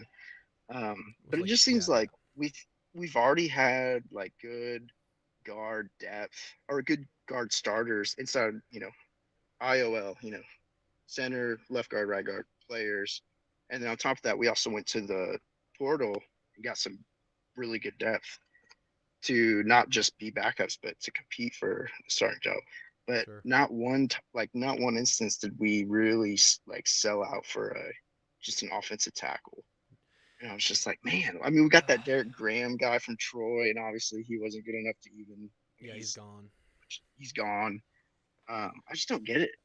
I I'll think if say we just this. lock that down, yeah, I agree with you, but that is always a position of need across the country. I feel like those right, guys are right, just always a hot commodity. They're always in low supply, so it's always hmm an extremely competitive battle if you're targeting those guys. You wish they could yeah, do it. I don't know to what level they did target it. I would assume they did, knowing the problems at right tackle potentially next year, because you're looking at either an injury father riddled ear, Fathery or an inconsistent crown over, Crownover, and you're relying yep, on things we haven't seen from either one of them, either ever or in a long time. So it would make yeah, sense. I would assume they did their due diligence. It's just a tough battle to win for that specific position group, I yeah, think. it It's is. just a I hot commodity because I think a lot of people that know football right, will come to what you're thinking right now. That's yeah. just such an important anchor on an offense. I mean, Oh man, at least we have a left tackle. I mean, I feel like Trey Zune, I we know I'm do. at least going to get decent play I'm from him. happy. I don't know if he's like a first rounder, but he's a good player, man. He's a good player. Yeah, I don't know what he would project as, and honestly I don't know what he would be better as, left tackle or right tackle. I'm not Sure, sure because didn't he start maybe when he first came here at right tackle? I'm not sure, before Kenyon possibly. Green, but um, yeah, that guy's awesome, man. You just love to see it. Whether Absolutely. however good if at least if it's at least serviceable, you're just such a big fan of that. I love seeing that, Yeah. and that doesn't happen very often. There's a lot of you know yeah, this is too much. I'm gonna transfer out or I'm gonna retire or whatever. I know, So man, and there's a couple different ways that can go. Obviously, I mean, with Zune, he played his best ball after blowing out both knees, like you just said, and he became a hmm leader, and he took the next step. yeah, I would assume that if you're going to come out from that, you're going to come out a better man because of the work ethic you yeah, have to get through that. yeah, I mean, just imagine you have all your whole future ahead of you, and then you hit like this 9 month roadblock twice, and that's just yeah, devastating. You have to really lock in and get through some right, downtimes, and you can become what Trey Zune has become and is becoming before our eyes, or you could go the Bryce Foster route. I hate to harp on this, but it just didn't work out after his injuries. It yeah, just didn't work out, and yeah, and it's yeah. Go crossroads, ahead. man, Yeah, it is. Yeah, especially if you're a dual sport athlete, for sure. and you get a new O line coach who was well past his heyday, Dude, he and was just terrible, sort of man. He was oh bad. man, It just, I mean, I talk about this podcast I listened to today because these guys are insiders. They're very much plugged into the team, the 247 guys, hmm and Carroll's thinks that what's his name, Adazio might be the worst A&M assistant hire of all time. He yeah. wrote I mean, that's what he said. I don't doubt it. Who said that? Carter Carroll's from 247. He's extremely plugged in. He's the 247 like Okay, reporter, that's on-site interesting. reporter for A&M, and you should listen to it, All man. right. These guys were pretty blunt with their reporting on Yeah. this podcast. It's a pretty good Well, 40-minute deal this morning. good But deal. I read do you know Sam Kahn yeah, from the Athletic? So I read his article a while back about A&M and Jimbo. Um, I guess I don't know how soon after he was fired this was written, but it was super, really good article, really good insight. And I did I see mean, it this. goes. I'm sure you've read it. It was from how he was inside the building to the hires he made. Every hire that man had, and I think we all knew this, but from Damian Craig to, I mean, you name it, these were all just yes men. These were all just they were good on the recruiting trail, and that's just about it. Yeah, And they didn't, and they were all along for the money ride. absolutely. Um, it's crazy how much control and how much money we gave that man. Yeah, So it's just nice. It's nice to finally have a football coach. I listened to a couple of podcasts where, I mean, people have. I I don't want to. We'll see how the season goes. But I loved the Elko hire. I wasn't sure what I would be happy with because I think I really wanted, like a lot of us, Dan Lanning. yeah, You know, coaches that just weren't. It was the timing wasn't there. We weren't going to get them. right. But when we got Elko and I looked at what he did with Duke, are you kidding me? Like with Duke, and Yeah, I went back and watched some of I watched the Notre Dame game. I watched him play Florida State. They were gonna beat Florida State, bro. Yeah. They were gonna beat them with Riley Leonard. Right. Is it Riley Leonard? Yeah, it's Riley Leonard. And Skating went down. there was a play. I know I'm like going off on all kinds of tangents. There was a play where it was third and whatever, and they were just short, and Elko was like, hurry. He's not the OC, but he was telling his OC, Matt, I think it's Matt Johns, hurry up, and they did a no huddle to the line. And the rule is, if your offense doesn't do any substitution, then the ref can't allow time for the defense to do substitutions. Right. So there were no offensive subs made, but the ref instead still held the ball from the center for the defense to catch up. But you could tell the thinking was, let's catch them off, and they were going to get a first down, and they were going to win that game. Just things like that where I'm like, okay, man, I like this. This is a game. This guy has game managing capacity. I don't know that I don't know how often he does it, but I felt good about it. Yeah, and that was a direct problem that Jimbo had in his tenure here. He was a terrible game manager because he was nose deep in that encyclopedia he would carry. So many pre-snap penalties, so many issues getting players out on the field, personnel issues, wrong guys out there, guy running late for the field goal team. Constantly, man, over and over. Just a coach that's not aware of the entirety of the team because he's tunnel vision on a bad offense. And man, do you remember the Ole Miss game last season? I was watching it with my dad. I'll never forget my dad when, I'm not sure, it was towards the end of the game, but Lane Kiffin and his offense were in the red zone. They're about to score. They were more than in the red zone. They were like within the 5-yard line. And Jimbo, well, he called a timeout, but the situation was like, just let him score. Exactly. Let him score and get the ball back. This dude calls a timeout. Lane Kiffin's on like the 2-yard line. It's like, you're not going to stop him, bro. So he wasted a timeout. We got the ball back. He let like 30 seconds tick off before he called the timeout, if I'm not mistaken. That's right. Yeah. Then that's vintage Jimbo fishing. That's exactly. We got a lot. I mean, it's good to finally get this call in. I feel like I'm getting like all the things I wanted to. Yeah, man. Next call, whenever that is, will be more up to date. But this is good. That's just crazy, bro. Listen, another thing about Jimbo. What time are we at? I don't know. You've been given like 30 minutes to each caller. It seems like. What time do we start? You're good. I only have one caller waiting, so you're good. So I have like kind of a short list of. I like actually make a list, but you know how we have like those Aggies, whether it's basketball, which I could go on about that, but just athletes that you're like, man, those were good athletes. Those are a fun team to watch or a fun player to watch. And to me, it's like Cooper, obviously Anais, A-Chain, and A-Chain was just different, right? Yeah. He's just a special sort of athlete. Absolutely.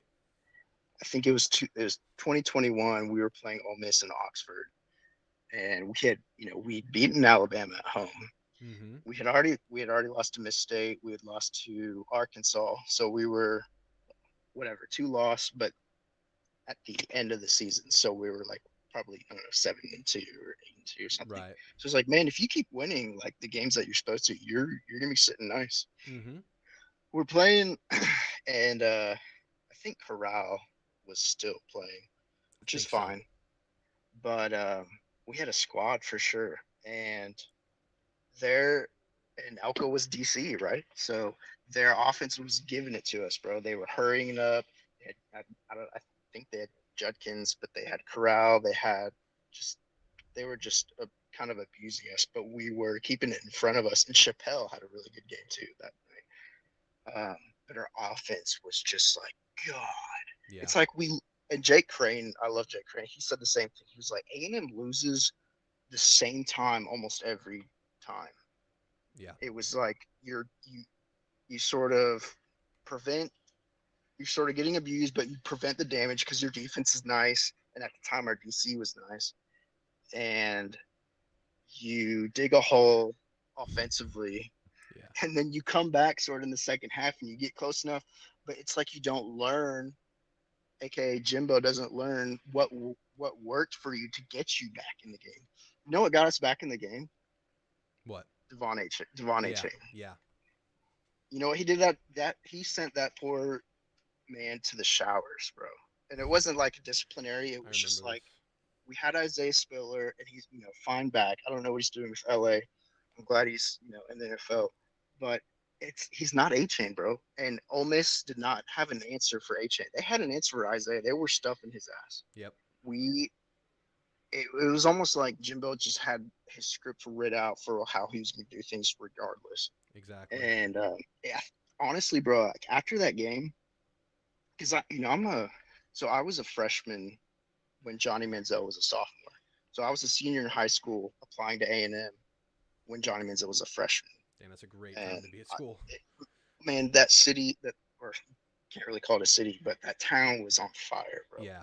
So maybe I'm a little bit skewed or jaded, but I kind of started keeping up with the football team more after the 2020 season. Like, hey, like, all right, I see you, Yeah, sure. and then after, certainly kept up with them at the beginning of the 21 season and through the Bama win. But when I saw that loss to Ole Miss, I was like, this is not good. I mean, that's not something that looks like will change. Right. And then we lost to how did we lose to LSU at the end of that season? I think it's the same thing. It was Yeah. like you didn't feed the hot hand. You didn't do what was working for you. Yep. Uh, just crazy, man. Even as good as A Chain was at A&M, even in his best year in 2022, even though it was a terrible year, but Hmm. he still put up great numbers. He was still a great player. Yeah, I don't ever feel like he was properly utilized. not at all. There was never an effort to give him the ball in space. It was always between the tackles, zone run, and he was good at it. Man, He was good at times, but look at what Miami does with him. They get him the ball in yeah. space. They run bubbles, they run screens, they get him in RPOs, they get him running laterally. They get him in space, and Jimbo Yeah. never really did that. He never really Mm-mm. did that. And yeah, man, it does. You mentioned that was a squad. That team was a wagon. Yeah, that's when you had Spiller, Weidemeyer, who fell off a cliff his junior year, I think. Yeah, You he had got cocky. he got cocky. You had A Chain. You had that class. That was like his first full recruiting cycle. Was those guys right there? And then you had Hmm. like Leal and some other guys. That felt Oh like a man, squad that could make noise, and that was the year yeah. it should have happened, and it just didn't Tyree with games like Johnson, that. Yep. who should have stayed another year. Oh yeah. Yep. That's another thing is I like this. I don't know if you've seen it, but I like this new facility or building that's going up right next to the indoor practice facility. I haven't checked it out, but I It's know of it. I don't know if I'm sure you've seen if you watched any baseball, you've probably seen it Yeah. go up or like Yeah. it's supposed to be our new football operations building. Okay. And also, I don't know how they divide it up, but part of it's going to be for student athletes for their tutors and classes. It's all going to. The idea is everything is going to be right in the same area that they need if you're a football player. Sure. Which I love it, man. They're trying to run this like an NFL uh, operation, which is what Saban did at Alabama. Mm-hmm. Um, Every tool is at their disposal now with these facilities coming up, with yeah, obviously the investment, the buy-in from yep, obviously the donors and the fan base. Everyone, there's full buy-in. Everything's there. You just haven't had the guy that could do it. We thought it was Jimbo, and it just yeah, clearly wasn't. It just wasn't him. He got the yeah, talent, but he couldn't coach him up. He couldn't get the coaches to coach him up. He couldn't come up right. with the scheme that worked. And I mean, I want to believe in Elko, but we have to see it. We have to see it Yeah. happen. Well, I But like the contract. Have you read the contract it's been that a was while, given? but it's very bonus heavy, if I'm not mistaken. Yeah, It's mostly it's a lot of it's incentive based, which is huge. right, It's not right. all We, guaranteed, hmm and that's a lot better than where we were before. And obviously, I don't think Elko was ever going to get anything close to what Jimbo got because he's a championship coach at the time. You're banking on that. You think he has that in him still. hmm But it's just a much better contract that actually makes sense. Yeah, I've Right. seen some of it. Yeah, yeah, yeah. And I don't know if we've ever done that before. An incentive based. I mean, what a novel idea. Right, right. Wow. I mean, You earn what God, you dude. get. Wow. I mean, we really are. We're the definition of just Texas. Like if you see it, you like it. Give it the biggest thing that you can. I mean, John Sharp. I mean, this has been quoted.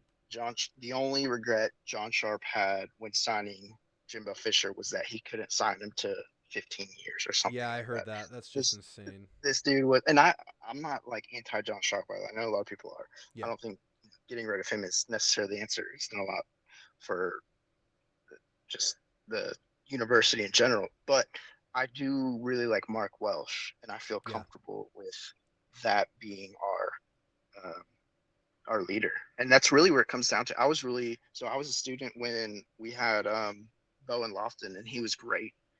And I'm not sure what happened exactly between him and Sharp, but Bowen Lofton was ran out of here, Yeah. and he was really good. But Mark Welsh is the best thing we've had since him. I think if you can be aligned administratively um, and be on the same page, that's a huge thing. That's how you get a good AD like Trev Alberts. That's how you get, um, well, you can get a head coach without that. But if you get a good head coach and you have that, it's a huge plus. I feel like we have all of that right now.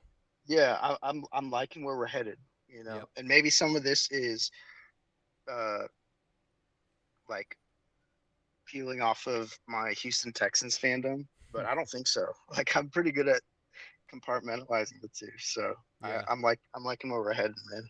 Yeah, yeah, that's awesome stuff, man. And I know you're pretty honest about anything that you see as a detriment or a Negative. negative. Yep, Yeah. yep. Oh, And you know it. You know yeah, it. yeah. And I'm kind of there with you. I just need to see a game, man. That's it. At Right. this point, I just need to Yeah. see a football game. How do you feel about a Power Five team for the first game? So I love it, but I don't love the timing that we're having a new staff start their tenure with Yeah. a Power Five team. But I Yeah. do, and I'm going to be careful. Don't read too much into this. I think Notre Dame's going to come into the season as a top 10 team, but I don't Mhm. necessarily think that that's a top 10 team. I don't, they lose a lot. I don't think Okay. Riley Leonard's even going to be 100% because if you don't know this, Right. he's had a second surgery on a previously surgically repaired foot. That happened about a month ago. So he's not getting the full offseason treatment. And that's the whole key to this Notre Dame, whatever hype they have. It's they got Riley Leonard. That's not I wonder. really there. Wow. So, I didn't know he had a second surgery. yeah, yeah. Apparently it wasn't too invasive or a major detriment. He would be back relatively quickly, but that's still time on the shelf when you're supposed to be developing. I don't think he did spring Is ball. it? That's a big deal. Yeah. Is With a it new his team, foot it's or his his ankle? it's his foot or his ankle. I'm not sure. I don't want to Because get it wrong. his and Wigman's injury weren't too far removed, although Right. Wigman's was the first SEC game, I'm pretty sure. Yeah, exactly. It was in the same part of the year. And I Auburn game. misspoke earlier. I said it happened during the FSU game. It happened at the end of the Notre Dame game, which is just And like that's right. this Yeah. weird And circle that we have going they on might here. have, I'm telling you, I think they might have won that game. Yeah, yeah, it's crazy. But no, I mean, I think it does. There's always a sense of urgency, and coaches are always going to coach to their best. But I think for the players, it Yeah. does naturally create a heightened sense of urgency because you have the Yeah. whole offseason to look Notre Dame dead in Right. the eyes. And whatever Right. Notre Dame is, it's still Notre Dame. You know, it's still Rudy. Yeah. It's still one of America's most, I don't Yeah. know, beloved or hated teams, whatever you want to call it. It's a big It's a deal. brand, man. It's a brand. Big It's a brand. serious Big, brand. big brand for sure.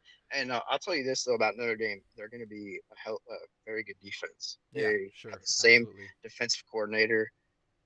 They is it Xavier Watts? I mean, two of the guys that are returning in the secondary are very, very good. And they just this is them coming off of losing Cam Hart to the NFL drafted cornerback. Right. And I don't know if another guy, but and then their offensive line are just always good, man. I think they lost a few starters. They lost Oh, Estime. yeah. They lost quarterback. They lost, I That's think, right. 2 starting receivers. You know who they have who's really good? I followed them on Instagram. I've seen like clips of. They have Jeremiah Love. Do you remember that name? No, remind me. So, well, it's just a recruit that we were after. I think 2023 class. Maybe sounds familiar. So here's just real quick with real fast, recruiting. real nimble guy. I usually don't delve deep into the hype Okay. until you get a guy. Okay. So if it's about the No. search, I Yeah. might not know about it. I'm usually pretty cautious with recruiting until the Well, guy's okay. signed. But anyway, yeah. Yeah. So I think they'll have a good scat back, and I think they'll have a good line. But Okay. I think, like you said, it's Leonard, especially a second surgery. I don't think he's going to be ready to go. But I think their defense is going to be stout. But I really like the idea of Colin Klein. And this is another thing. Colin Klein had two I don't know, first, second, or second and third round picks on Yeah. his offense. That was interior offensive. Well, he might have played tackle. He could have played anywhere. Cooper Beebe, Yep. offensive lineman Cooper Beebe, and then their tight end, which is like in essence another offensive lineman. The way he blocked, he's a Sure. great blocker. Ben Sinnott, a great H back tight Yep. end type guy. He used the fuck out of that guy. Yeah. Can I cuss on here? I think Yeah, I you cuss. can cuss. I don't cuss that Okay. much, but I don't care if my callers Okay. cuss. I don't either, but occasionally it's like It's come almost out embarrassing. several times. It's no big deal. It just comes out just yeah. Okay. Yeah. So it's like some people are like, "Well, is it because of the-" It's like, no. I think you should look at the fact that he used them well and got them Right. picked high. Like, so I like seeing that. I think possibly I have no idea about this East Carolina tight end. We got Shane Calhoun, Yeah, I don't but either. just his measurements and from what I've read, it's like he could play that type of role if we want Sure. sort of And we H don't back really have that guy right now, I don't Max think. Wright. We don't, man. That's another thing. I'm curious if I saw Ernest Crownover signed an undrafted free agency Yeah. to New Orleans. Good for him, man. Yep, yep. We don't have him, and I don't know what's going to happen to Max Wright, but we don't have him. And then David Bailey from the transfer got a couple of seasons Wish ago we from had him another Colorado. year. Yeah. He's a big bowling ball type guy. We don't have him, so but I feel good about a guy who knows how to scheme away from your weaknesses. You Right. know what I mean? Yeah. So that's like Sark's total resume is he knows how to okay, we're not good here, fine, just fucking run screens on this side, or we'll run Sure. quick hitters on the. It's just like it, and they have Kelvin Banks. Of all the 2022 recruits that we got, the one I wanted the most, and I still loved our class, and we still have some dogs remaining from that class. The Yep. one that I wanted the most was Kelvin Banks, and Yeah. look what he's done. This Yeah. dude's a super good. He's gonna be a first round tackle Yeah, he's great. this next draft. Um, Even with him in this, he, like Sark's script and how he just writes up a game is okay. What are we good at? What are we not so good at? Okay, obviously I'm gonna scheme towards this area, and I think Klein will do that for I think us. so too. I think so too. And don't forget you mentioned that Klein had those two guys that got drafted. Elko had his Mm-hmm. first round draft Yeah, pick as a head coach this year too, and Graham so did Cushing. Graham Barton. Yep. Yeah, Yep. yeah, So pretty cool I stuff. love it, I think the coaching staff and the training staff now with Moffitt, it lends itself to man. improvement on the I offensive love that line. hire. I love that hire so much, man. I know. It's A huge. little bit, I was like, is he kind of on the tail? And I watched some. No, this dude lives for the shit. I'm the Like same way as this, you. Is he too old fashioned? Is he set in his ways? Is he right. adapted? No, dude. When This you guy is watch him freaking though, and adapted. you listen to him, he and I, when I first saw this, I was like, how diverted is his attention? I don't think he has a private practice, but he has like his own YouTube channel and his own Yeah. podcast where like people all over the world are like, "What's your theory on the?" I mean, they're asking our strength and conditioning coach this stuff, Yeah. and he's like, "Well, this is," and I'm just listening to it, like, "Yeah." Like, Yeah. it's It's dope, awesome. man. It's just cool to have someone that gives a fuck about just giving your all every day. And Elko preaches that. It seems like from what I heard was like, we're in the early stages, but what I'm trying to teach them is how to strain yourself. Yeah. Like push your threshold. Like this isn't it. You keep going. Like whether you're good at blocking or whether I don't care how slow you are, you're not straining yourself enough. Keep going Yeah. because that's where you find greatness. So I keep mean, pushing not yourself. to get corny or like too real here, but that's kind of how you grow in life, isn't it? You can't just have it That's on it, easy man. street. You can't not That's have consequence. You gotta. for those of us that have played football, man. Like I played a little slot back and return specialist. Like I was the smallest guy on the field, but I was the fastest guy on the field. Like Yeah. you learn how to turn your weaknesses into strengths, and Absolutely. whenever you come to that sort of that tug of war, I love when we see tug of war. It's like no, it's like you don't give up. Yeah. The that's where you grow is where you push yourself whenever shit hits the fan.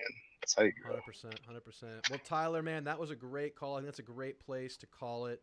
I hope to hear you call back again in the future, man. That was Yeah, great man. stuff. It was great to finally Definitely. catch up on stuff there with Jimbo and all that It's shit. good, man. Yeah, it We'll was have nice. another good call next time. Are you trying to do this Sunday night thing as regular? Or Sunday what's night is your... going to be a different kind of a show. I'm going to stream NCAA football, the video game, for people that want to watch that, but we'll still talk football while I do it. So it's not going to be a call-in show, but the call-in show is going to keep happening on Thursdays throughout the off season. So we'll have 2 shows a week now.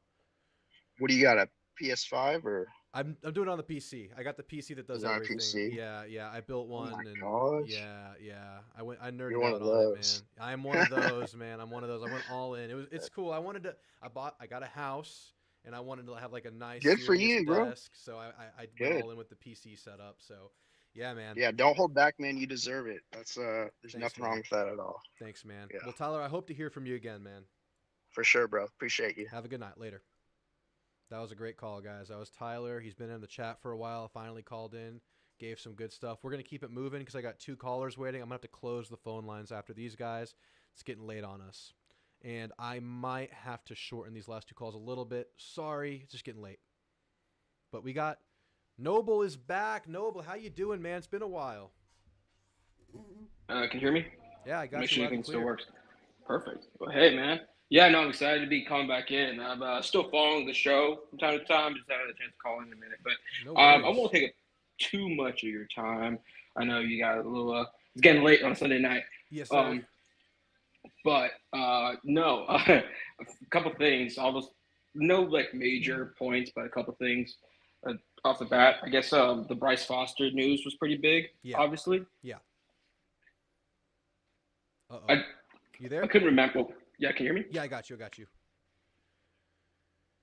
I remember watching your video, but what was your take on it again? I know I have my opinion on it, but I couldn't remember exactly what you said about it again. So I kind of refrained from taking like a strong stance on it because I didn't really know what was going on behind the scenes. I didn't know what was going on in his life, but I did listen to a podcast from an insider. I keep mentioning it because it just came out today from the 247 guys, Carter Carroll's, saying that Bryce Foster maybe just wasn't about it as much as he should have been, missing over 40 practices over the last season and a half, coming off of that ACL, off of that mono where he missed fall camp. So it sounds like he just didn't love the game enough to really come back from those injuries and just taking the step back there, because you're coming back from those injuries and you're going to miss spring because you have track obligations. That's your prerogative. Fine, do that. But you're also missing an entire fall camp. Then this last fall camp, he missed like half of it with injury. I think he missed like 3 out of 4 weeks of it. And then he comes back. He plays poorly, maybe one of the worst, probably the worst O-lineman on the team last year. And you're just not practicing. You're not there getting better. It's hard for me to, I don't know. I don't want to dog on the guy. I don't know what he has going on personally, but to me, it's time to move on. That's just where I'm at. It's just like, let's move on. I don't want to dog on you. I don't know what you have going on in your life that leads you to this, to where you're at now and making the decisions that you make now. But I'm just moving on. That's basically where I'm at. I don't know if that's even a take or just a cop-out or just a rehashing of what's happening, but I'm just ready for the next step. I'm ready to see the next center. I mean, if there's anything Whittington, like if the coach for Utah knows how to do, is make a good O-line. I'm honestly surprised that he transferred out. Oh, no, well, you're kind As of a cutting in and out a position little to- bit. You're kind of cutting in and out a little bit. Sounds like your mic's cutting out. Are you on your phone? Uh-oh. You're in and out. It sounds like you're talking about the guy from Utah, Whittington, a good offensive, or is that his name? Yeah, Whittingham, the good the coach out of Utah, been there for years, been known to develop offensive line talent, could be the kind of guy that plays. Rolly is saying Elko cut, quote unquote, cut Bryce. I don't know if that's true or not. I think it would make sense if it happened. I haven't seen it confirmed. I haven't seen it confirmed from an insider, but y'all might know that it has been and I haven't. But from what we heard when they would describe it, Elko and Colin Klein, they approached that question with a lot of brevity. It was just like, track, yeah, done. Kind of sent some frustration there. So I don't know. I'm falling into the trap of speculating about Bryce Foster. I really don't want to do that. But anyway, maybe you're right, Rolly. Noble, are you with me? Oh, man. Noble, I'm going to put you back in the waiting room. I'm going to get Condor on. I'm going to give you one more chance after Condor's call. I wanted to hear from you, man. It happens, though. No worries. Technology can be difficult. El Condor Slop. You with me, buddy? How you doing? Hey, fella, how's it going? Can you hear me? I hear you loud and clear. It sounds like you're talking on like a studio mic right now. I feel like I'm talking to a radio host here. Sounds great. I've been told that I'm just the songbird of our generation. So, like, if you're respecting my voice like that, I understand. Is that what you've been told, huh? Yeah, I believe it. Yeah, I believe it. You're sounding like a songbird. Well, what's on your mind thanks, tonight, dude. Mr. Slop? Not much.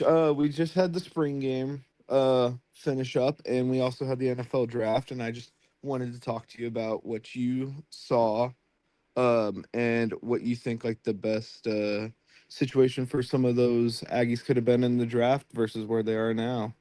See, as far as like roster makeup, I don't know NFL enough to do that. If y'all don't know in the chat, I'm a college football purist. I'm a very, very casual NFL watcher because here's why. I make the Aggie content, so on Sundays I'm rewatching the game like twice, and then I'm making content, and then I'm planning content for A&M. So I don't really have the time to commit because I still have like family and life, and I still work a 9 to 5. So I have to cut something out. And if I ever go somehow, like if this ends up being something I can be full time, sure, maybe I'll get into it. But I just couldn't tell you that. As far as when they went, I was very surprised that McKinley went round 3. Were you I surprised was about that? too. I was very surprised. Were you expecting what, like round 6, 7, or undrafted? 4 or 5. Okay, you thought draft. Okay, okay, okay. I thought he was going to be earlier in day 3. I was not expecting him to be a day 2 guy. It's a I weird just thought the way that situation. he was. I thought the way he was testing just kind of locked him out of that. But I guess it was just a case of them just watching the tape and just understanding that like you're getting a good player who just didn't test well. Yeah, yeah, exactly, and that happens sometimes. But and then I was surprised that Layden Robinson went round 4. Maybe that's appropriate. Up and down last year, a little maybe didn't progress the way we had hoped after seeing him early in his college career, but was always a wagon, was always a beast, was always extremely strong, was always a great leader, seemed like a very intelligent football player. So I can see him, interviewing well. I don't know if he tested well or not. I really don't know. But Where 4 was I a little bit forgot where he higher than I went. thought. Round He went 4. I'm trying. Patriots. That's what it is. Yeah. Yeah, yeah, I mean, Patriots are the Patriots. I mean, I know Belichick's not there anymore, but I mean, they should make pretty good use out of him. yeah, yeah. Noble, I got you. I'm gonna get you on after this caller now. Just move things around. We'll be good. He But came anyway, back. yeah, What a silly fella. he's a good guy. He got things straightened away. He just rolled with the punches there. We love to hear that from a good little noble man. Yeah. But the best one that I saw was definitely for Edge. Edge going along with Quay Walker is going to be a really really strong linebacker duo in Green Bay. I think that they may have just secured like the best linebacking core of that division for Yeah. right now.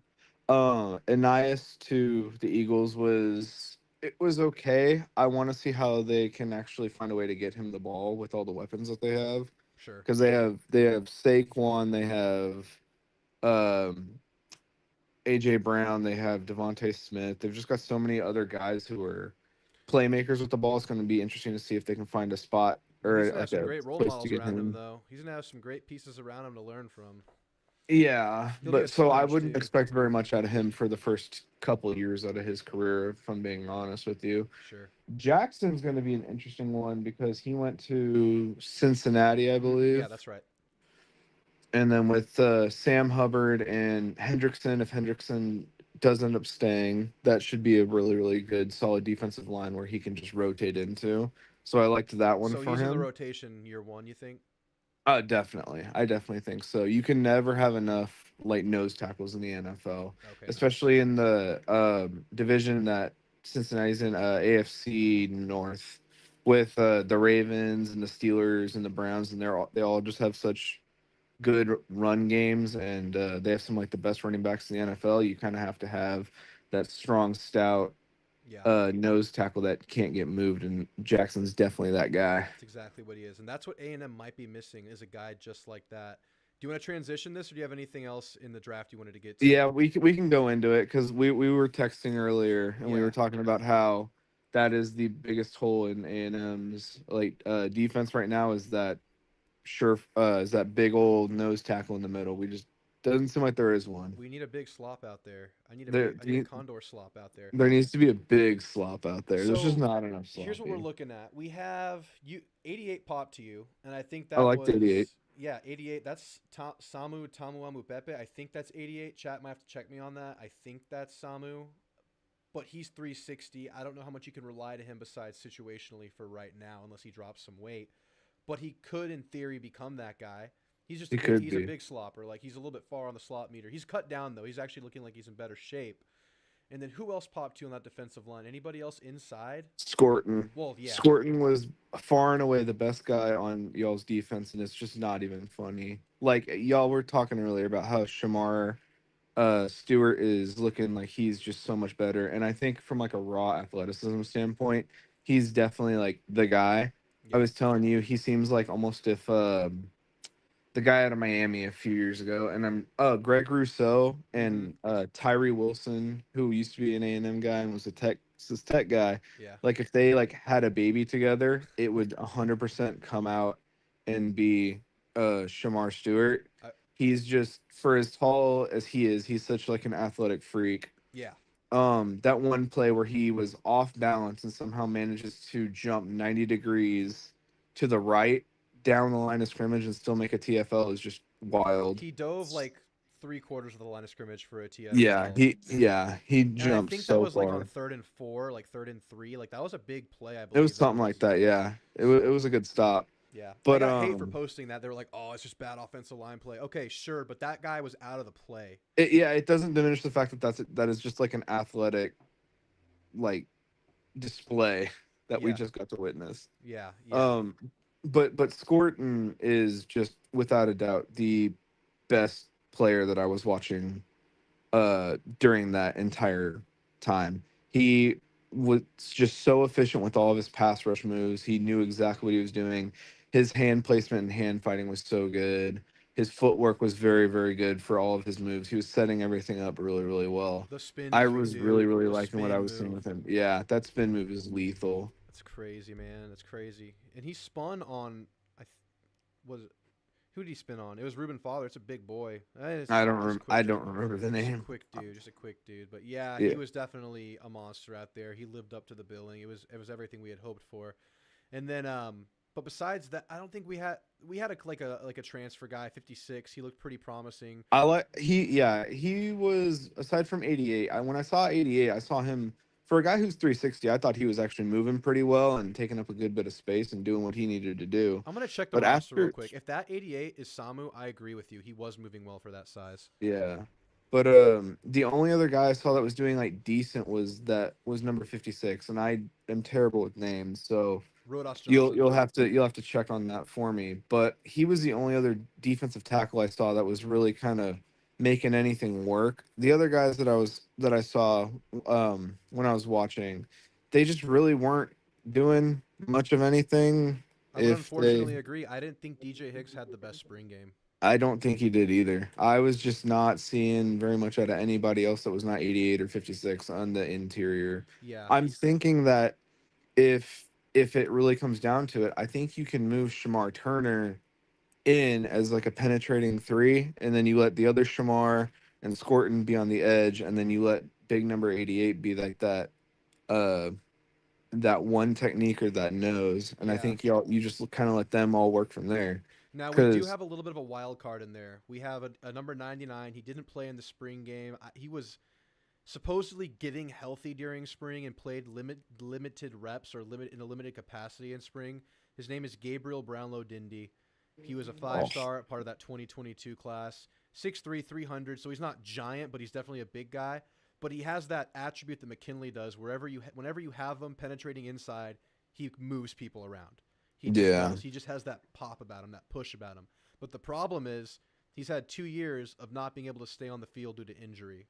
So yeah, you can't rely on a silly little goofball like that. yeah, it's a little goofy. No matter how good his name is, no matter how much of an NCAA name that is. That's a great NCAA name. I would name a guy. That really Gabriel is. Brownlow Dindy. But then we also have Albert Regis. He's a senior guy. To me, he's not very much of like a game breaker, but he's a guy you can rely on, a guy that won't give you negative play.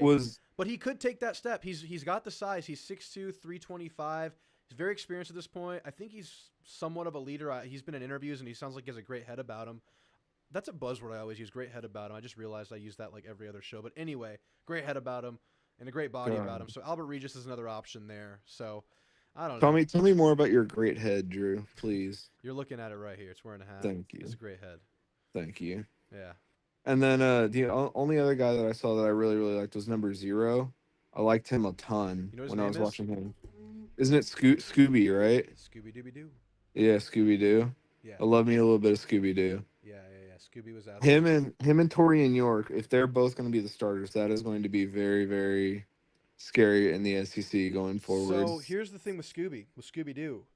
So just to give you some backstory, He's really a highly thought Florida of. guy, Yeah, right? Florida guy. He was highly Yeah. touted coming out of high school, and I think most people would say he was pretty disappointing at Florida, though he played a lot, but just never really lived up to that billing.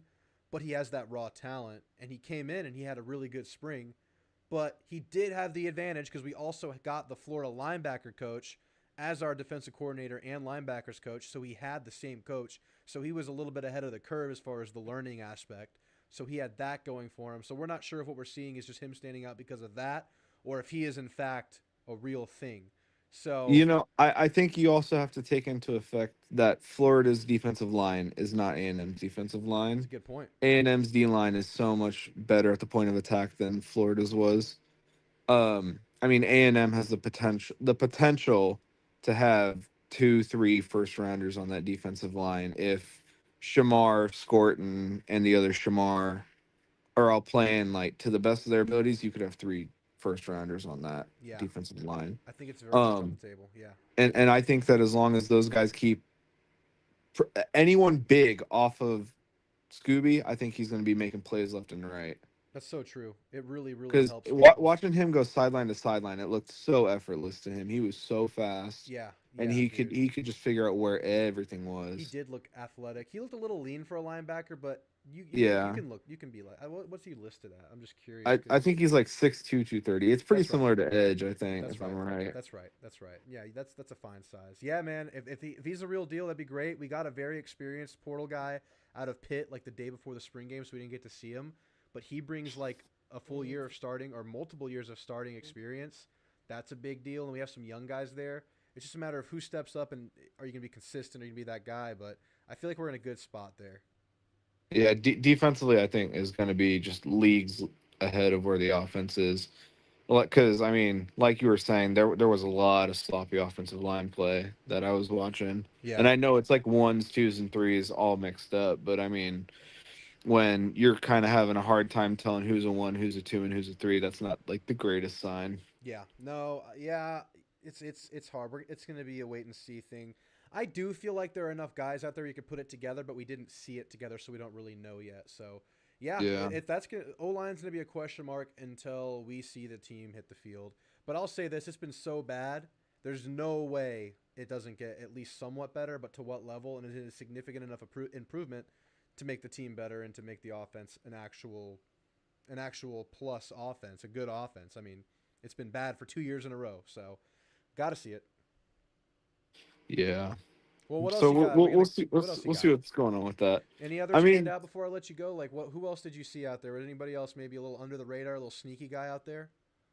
not anyone that I was that I was seeing that I really did like. Torian York was also really really good. Yeah. Um, as far as I think, like which running back is number 22? Is that EJ Smith? Yeah. Yeah, I liked him. I liked him a lot more than I'm bad with names, but No, EJ Smith was my favorite running back that I saw okay. as we were going. But I mean, aside from that, there wasn't too much that I saw that I was really liking. I really just like watching linebackers and defensive line. That's like my bread and butter. So Nice. that was what I was trying to pay attention to. Well, very nice. Well, very nice. Well, I appreciate that insight. You have a good eye there because I think I agree with a lot of what you said. And I need to go back and watch Samu because I think he did look solid. I just didn't really key in on him enough. And EJ Smith, I think you were trying to compare him to Amari Daniels. That's the other running back that he kind of That rotates with on that second wave. And yeah. he definitely looked better than him in this game. But I think Amari is playing injured, so we have to see there. But our starting two running backs, number 8 and number 2, those guys look so good. So we'll have to see what happens there. But What are you tonight? Your El Condor You slop. don't worry about what I am. I'm a Yeah, man of many names. you're a slop. That's all I needed to It, know. I have many talents and many lovers too. Don't you ever forget about it. Hey, real quick. What's your favorite fast food restaurant right now? Right now, Yeah. you want to know what you want to know what I'm on right now? What are you on? Put me on it. I'm on a double animal style with animal style fries and a nice cold crispy diet coke just to wash it down from In and Out. Oh man. And with that, I'm leaving. Goodbye, my friend. Goodbye. That was beautiful. That was beautiful. Okay, Noble, I accidentally transitioned you right onto the floor. Do you have anything to say about this guy? This guy was a little bit out of pocket, wasn't he, at times? He's good for radio. I'll tell you that much. I know. I love it when he calls in. But anyway, man, Yeah. we got you fixed up. You're good to go. Noble, Yeah. you were talking about Bryce. I think you were trying to transition into the other center we got out of Utah. Is that right? Yeah. I was gonna say I think that guy's gonna be our future starter. Really? Though we would push him, pretty good, I think. But if you come from Whittingham's O line, Yeah. I think that's a pretty dang good sign right there. That's a really good point. And here's the thing with Naboo.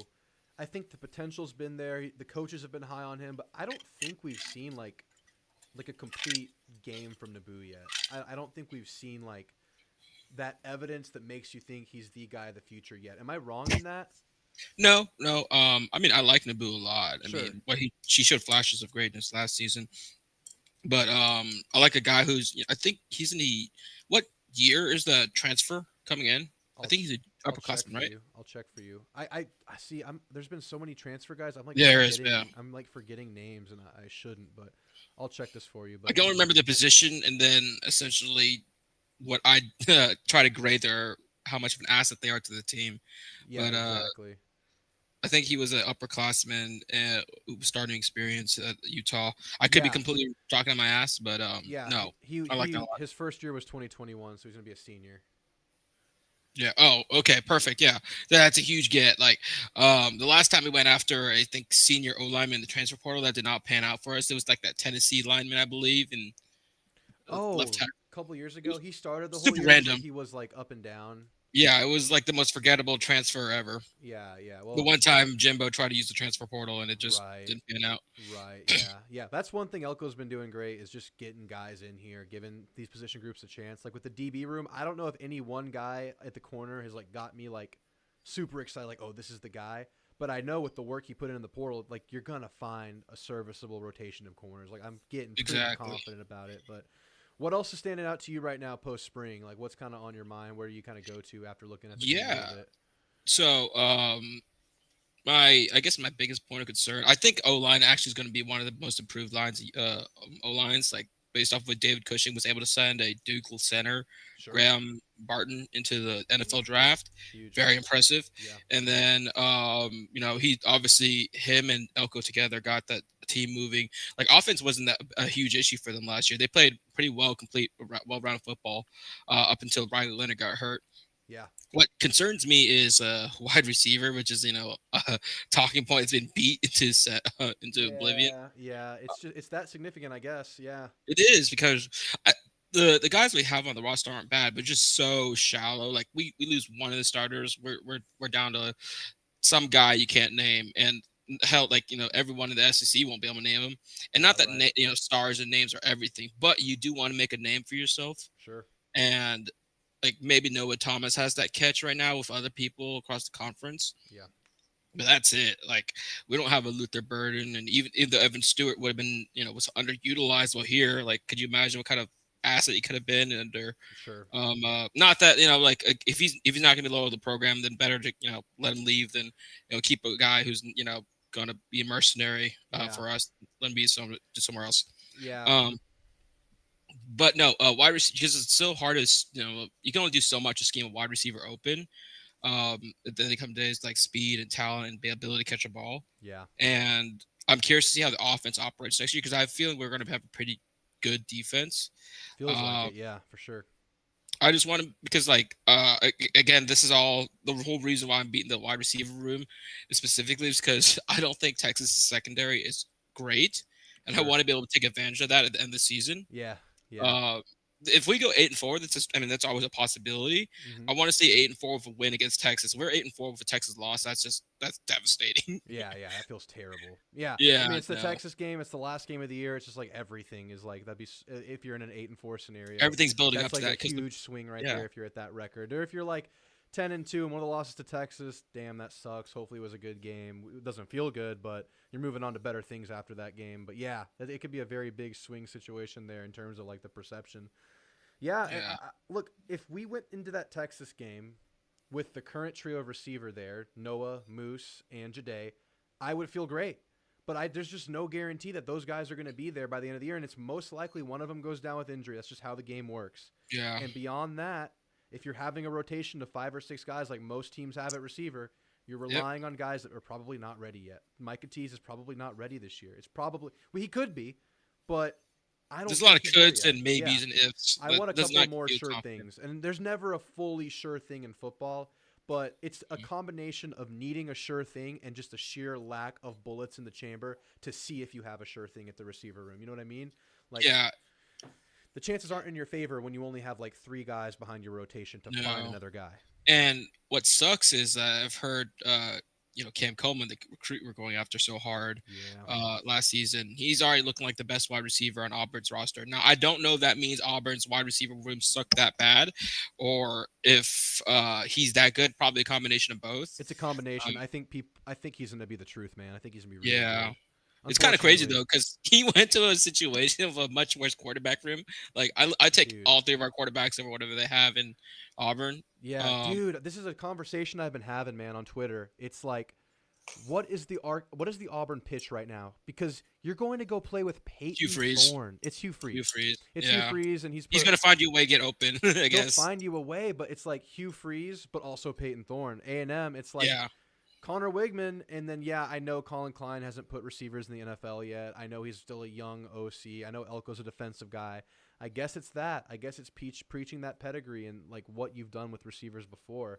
And Klein's kind of starting from like a standstill, right? He's just so new. He's only been at Kansas State. He doesn't have like Yeah. a track record of like receiver success like that, like Hugh Freeze does. It's. It's a I tough wonder what. pitch. I wonder what the learning curve is going to be like for him, because he obviously did the most. He maximized every bit of talent he had out of his his offensive talent he had at Kansas State. Sure. But like Big 12 isn't exactly known for elite corners, Right. So Right. I'm trying to think like who is the best defense he would have gone up against. Well, in it the was last few years. Texas, and they struggled against Texas. But was gonna- relative, yeah. yeah. But I think they were still overall up like an upper echelon offense in their time at the Big 12 under. Oh, I'm sure, yeah. So And- relative to there, they were good. It's just against the top teams. I think the talent discrepancy was very great between Kansas State and Texas. That's Mhm. probably a big factor there. I'm super hopeful for him, man. I think our running game could be special like this year. The run game? Our run game with his scheme. If the Yeah, offensive I line think so. takes that step, I think what he can call and what he can do and what he does for like the offensive line with his scheme and his pulling plays that he likes to run, his RPO packages, I think there's so much he can do with the running backs that he has right now. I agree. Yeah, that's gonna honestly a revamped run game is gonna be super exciting to watch. Yeah, Um, dude. On a kind of a pivoting, Yeah, so sure. talking about teams, talent composites and all that. So I was looking at the NFL draft. I know you're not a big NFL guy, but like I always find it interesting at the draft period to see how many what conferences had the most picks, schools with the most picks, and all that. Yeah. So I'm sure you can guess that the SEC had the top picks, of course. Yep. But guess the top 3 schools with the draft picks, though. Highest draft picks. Top 3. Mm-hmm. I'm gonna say Georgia's not in there because they only have like 6 starters leave. No, I think they're like 7 or something, or Yeah, not 8. Georgia. Let's say Texas. Texas was second. Yeah, I was actually very surprised by Alabama. that. Alabama is actually in a 3-way tie with Florida State and Washington as well. For the rest of the top Third 3. place. Third place. So I guessed yeah, them all. Yeah, well, Michigan is number 1 with 13. Oh, okay, I got Yeah. it. It works Yeah. that way. Okay, Yeah. cool. So Michigan, yeah, that makes total sense. Okay, Yeah. yeah. But Does that surprise you? Um, the fact that Texas had 11 draft picks has surprised me, honestly. Yeah. That was absolutely mind-boggling. I know they had 2 defensive linemen that went in the first round. They obviously had the receivers that went and the running back. I'm trying to count it all, but I don't really know. Obviously, I'm not like studying the Texas roster back to back to figure out who's lost. But like 11 losses, I know like obviously the mindset is like you lose some guys, you replace them, but Yeah. 11 draft picks is nuts. It's crazy. And so I'm curious to see how they're going to replace them. It's a good point. Because I'm really putting all my chips in on trying to beat Texas. That is what I consider the definition of a good season next year. Like winning record and beat Texas. That's kind of what it is. Yeah, 8-4 with a win against Texas. I think we have a chance. I would want a bowl win there though. If it's 8-4. Yeah. I'm not even talking about the bowl win yet, but I get the other benchmark would be finally seeing an SEC road win again. Like I can't remember the last time we won one. Don't even get me started. I think so the last time we did win on the road in the SEC was at Missouri after we beat Bama. We followed up with a good, clean, blowout of Missouri at Missouri after beating Bama. But before that, a ranked team on the road, I think it's been since 2015. Oh, gee, has it been that long? I want to say maybe the chat can help us out, but I think it's really bad. Oh, that's egregious. Yeah. Yeah. I didn't know it was that bad. So I don't know if we're actually going to play a ranked team on the road this year because it's South. No, I don't think so. I'm looking at the schedule right now. Yeah.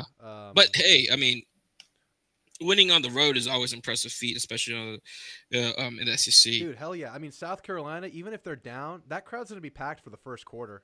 Before they start drinking. I mean, they're gonna before the blowout starts. And they play that Sandstorm song. It does get. Honestly, I do want to get to. I think it's called Bryce Williams Stadium. Yeah. I've been. Cool. It's really cool. I've been. I was in standing room and the pylon right next to the student section where they do the Sandstorm.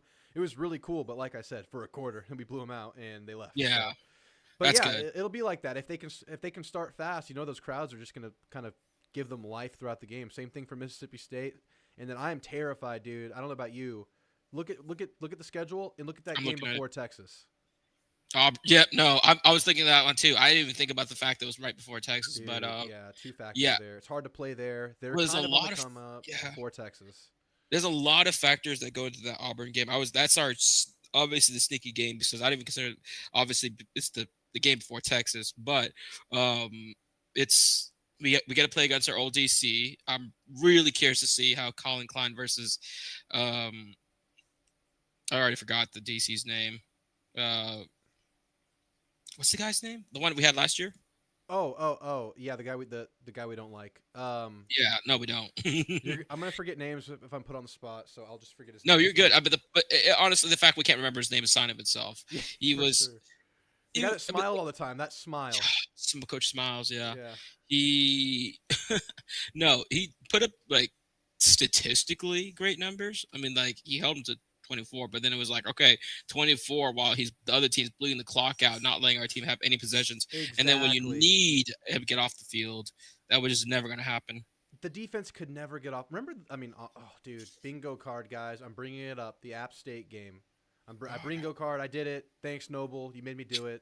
The App State game was brought up. Don't put that evil on me. Oh, it happened. I hate it every time it happens, but I'll talk about it. I remember that game was just a game of ball control. They just controlled the clock on us the entire game, and That's embarrassing. We had we had 30 snaps offensively that game, some ridiculous low number. But yeah, to be fair, our defense offense was going 3 and out every single time they got on the field. It was both things. It was they would take the ball all the way down and kick a field goal, or we'd get the ball back, but after they milked 7 minutes off the clock. It was ridiculous. I remember we didn't touch the ball for 15 games. 7 minutes. No, yeah, not 15. 15. Yeah, 7 game minutes. I don't know what I'm trying to say here. Yeah, between the third and fourth quarters. So that was always happening, and I still can't think of his name. So I guess that says something. Yeah, I mean, I'm sure. I don't know if Auburn feels like that. I'm sure if you just look at the statistics, they feel like they upgraded. I think Auburn's defense was pretty decent last year. It was. I think they lose some of that secondary. They had a really good secondary. I think they lose a lot of those guys. But Peyton Thorne, in theory, should be better next year. They kind of figured some things out with him. The receiver room, in theory, should be. I mean, it should be directly upgraded. It should be a lot better. They're going to move forward. They're going to be better, but I still don't think they're there yet. I think they're still a 6-7 team win this year. A 7-team win team this year. But I look at, I don't know if you missed this show, but I look at Florida and Auburn as the 2 biggest trap games of the year, or scary, sneaky games. Well, I don't know if I agree with the Florida bit, because afterwards we played Bowling Green, And so, In that aspect, you're right. There's nothing like behind it we'd look forward to, so that's true. yeah. So It's just a it's tough our game in first general. road I game. think. I think it's Yeah. just a tough game because it's on the Like, road and it's like must win for them. mhm. They're Mhm. probably going to Exactly. have a terrible record, but they're still like a top 30 talent team. It's not like they're a garbage can. It's just they have a Well, terrible record, a terrible yeah. season ahead of them with their scheduling. Yeah, I mean, we could easily be 1-1 going into that game. We play Notre Dame. I mean, I think we have a pretty good chance against Notre Dame, but we play McNeese State, a good tune-up game for Florida, Yeah, and for sure. then by that, it's only 3 weeks in we play Florida. Florida's not going to be beaten down bad yet, so Right. they'll still be like wounded animal mode. They will have As played John Mason Miami, and if they beat Miami in Ooh. week 1, they're going to be feeling good. And A&M at home before like the home stretch of their year where it's like 8 top 15 teams in a row or like 7 top 15 teams in a row, they have to beat A&M before they get into that stretch. So it's like a Oh huge yeah, game for them. And if they beat Miami, they're going to be feeling good. So yeah, it's a big game. And right now where I'm at, I'm not going to do my official prediction until much no, later in the yeah, offseason, but I almost want to say I feel like Notre Dame's a win, and like I almost am more scared about the Florida game just because of the nature. First road game under Elko. yeah. It's just, and they're going to be giving you their best shot at the Swamp, especially they're I mean, undefeated. crazy things happen in the swamp. Oh So yeah, Mhm. crazy place. But anyway, man, yeah, that's getting ahead of things. But that's how I feel. I feel the same way. That Auburn game's scary. yeah. Well, I guess just to wrap things up before let everyone go to bed, but um, so I heard you're doing NCAA stream on Sundays now. Yes, sir. This time slot going forward throughout the off season, we're doing NCAA Yeah. streams. So are you doing like a dynasty mode where you Yeah. It's it's going to be the up or- last dynasty is what I'm going to call it because it's my last NCAA 14 dynasty. I love that. Heck Before I yeah. move into the next one. So I want to get y'all involved somehow. So what I'm thinking about doing, this is like y'all are getting a sneak peek. You guys wait until the end of the show. And I think I've mentioned this a while ago. I want to have sponsored players because you know how you recruit players and like you build a team like you're building a program. Mm-hmm. I'm gonna figure out a way to where the viewers can like name and create the players for me, and like everybody has their own player, and we can like brag about That'd be our stats and amazing. whatever. Put double guy in the slot. Yeah, exactly. So I want to do That's something actually like incredible. that. So we're gonna. Yeah, I'll pay for that. Yeah, Where's yeah. the Patreon? Yeah, it's either like gonna be like, okay, share the show somewhere and tag me, and I'll give you a player, or if you want to donate $1, I'll give you a player for that. Like some sort of incentive to help me out. I'll give you a NIL deals. We're gonna Yeah, make that's NIL exactly deals. what they are. Yeah. Yeah, we're gonna have NIL deals. So if you want to have a sponsored player, great. If you just want to watch, I give them the great. hometown discount. Yeah, exactly. Hometown discount, all that stuff. So it's gonna be fun. I'm looking forward to it, and I don't know if I'm gonna have 2 viewers or 20 viewers, but I'm still gonna do it. It sounds like it'll be. I'll be one of the 2 if that's going on. Hell yeah, we'll have a noble receiver. We'll have some. You'll have someone out there. Are you going to do like head coach of a big program like A&M, or are you going to do like you're going to work your way from like Citadel? Yeah, I already have a team in mind, but I don't want to say it till. Oh, yeah. Okay, we got an announcement day. Yeah, where we take our talents to. It's gonna happen on stream. It's gonna be the start of the stream. It's gonna be the start of the stream next Sunday. So you'll find Next out. Sunday. Okay, I'll be find tuned out, in. Yes, you'll find out where we'll be taking our talents for the next 2 months. 2 months. Until the next game comes out, and then we're gonna end the stream. So okay, end the show and transition into the new game, and then that'll lead us into the season, and then we'll have football again. It's great. It's a great roadmap. Yeah. So all right, already excited for that. Heck yeah, man! It's gonna be great. I'll have to play you. Oh gosh, when it comes out. Yes. Oh man. Okay, quick tangent. Okay. Yeah. I was like, for lack of a better word, a god in NCAA 14. Like, I'm pretty dang good. Yeah. But I picked. Yeah. I mean, I played some incredible games. I'll maybe we'll have War Story Exchange another time. But I told you about the one where I took my pants off, right? Yes. Stunting on all of them. Yeah, I stunted on them. Yeah. Do it. Yeah, just show it to him. But no. So I picked up Madden 24 this year, and really, yeah, it's totally different from every other Madden game. By the way, better. I think it is better. Okay. I have a hard time saying it though because I'm absolute ass at this new game. The throwing mechanics, the run blocking, and everything in between. It's slower, so it's not as arcadey. It's still smooth. It's very smooth. But then it's like I was getting pretty good at the arcadey setup. Right. And now, like, to give you an idea how bad things are, I ended up the number 1 pick. Oh, damn. Yeah. So but were you tanking or just losing? I was losing the first third, but then I'm in a 16 man Madden league. Oh, that's and awesome. so Yeah, no, it's so cool. It's the first time I ever done anything like this. The top Yeah. guys are all sweats though, and so, and when I realized that like I don't even have a chance to make a serious playoff run, and and the quarterback I had was just not working out. I traded him away. I essentially went Chicago Bears mode. I now have the number 1 pick and the number 7 pick, Nice. along with all my other picks. Now all the top guys, just give you an idea like what kind of sweats they are. They have no picks. Like they traded away their future picks for the next 3 years. Oh, they went all So in. yeah, they went all in, which I get it. Like some That's guys a are gonna drop off. strategy. Did y'all do a but fantasy draft? we did. That took forever. Oh, Yeah, but I'm excited for. that's I think cool. we're gonna do a We're doing our 2020. I guess. Yeah, the 2024 draft next week actually. So I guess when I call in, I'll let you know how that goes. But That's awesome, Caleb man. Williams number 1 probably. I'm not gonna lie. I think you And have to. yeah, I mean I traded away to Trevor Lawrence and I rolled with damn. Yeah, well he Did you wasn't get working multiple picks for him or what?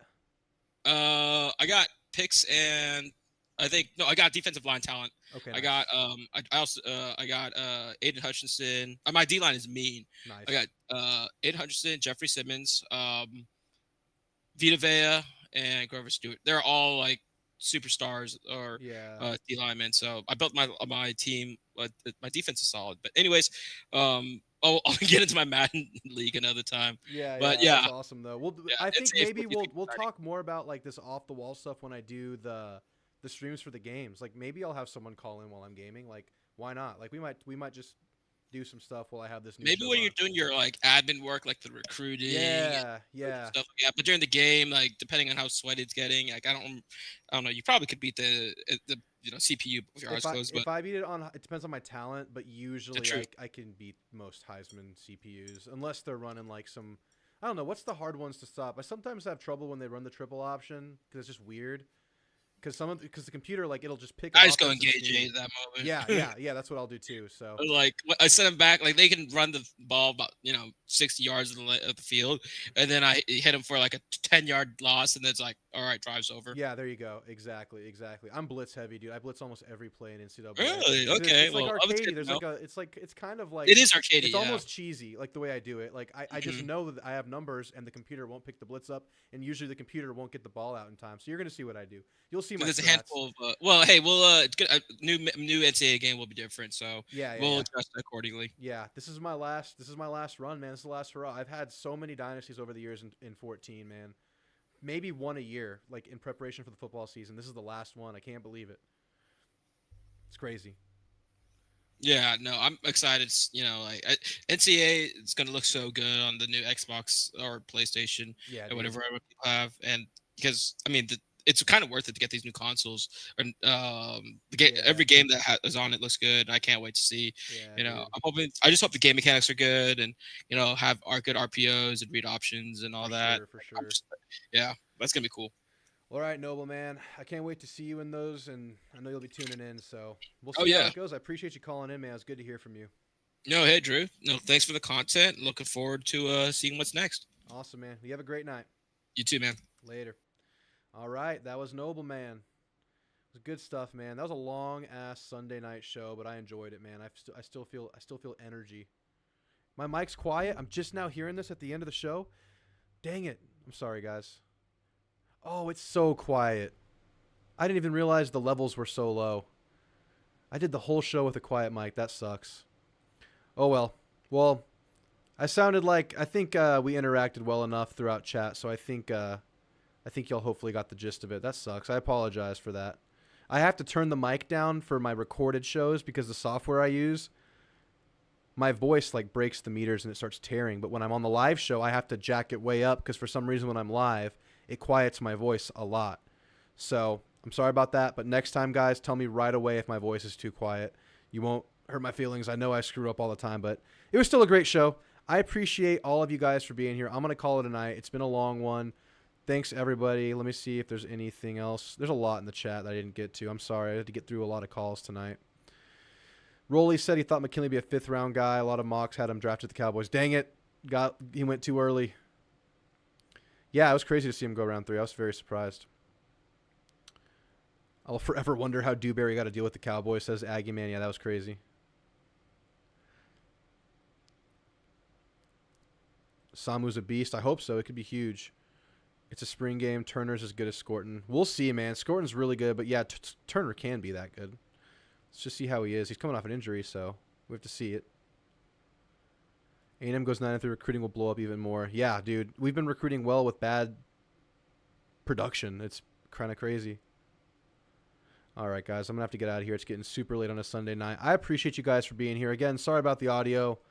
I'll be sure to double check. Just slipped my mind this time to double check the bar, so. But thanks for letting me know.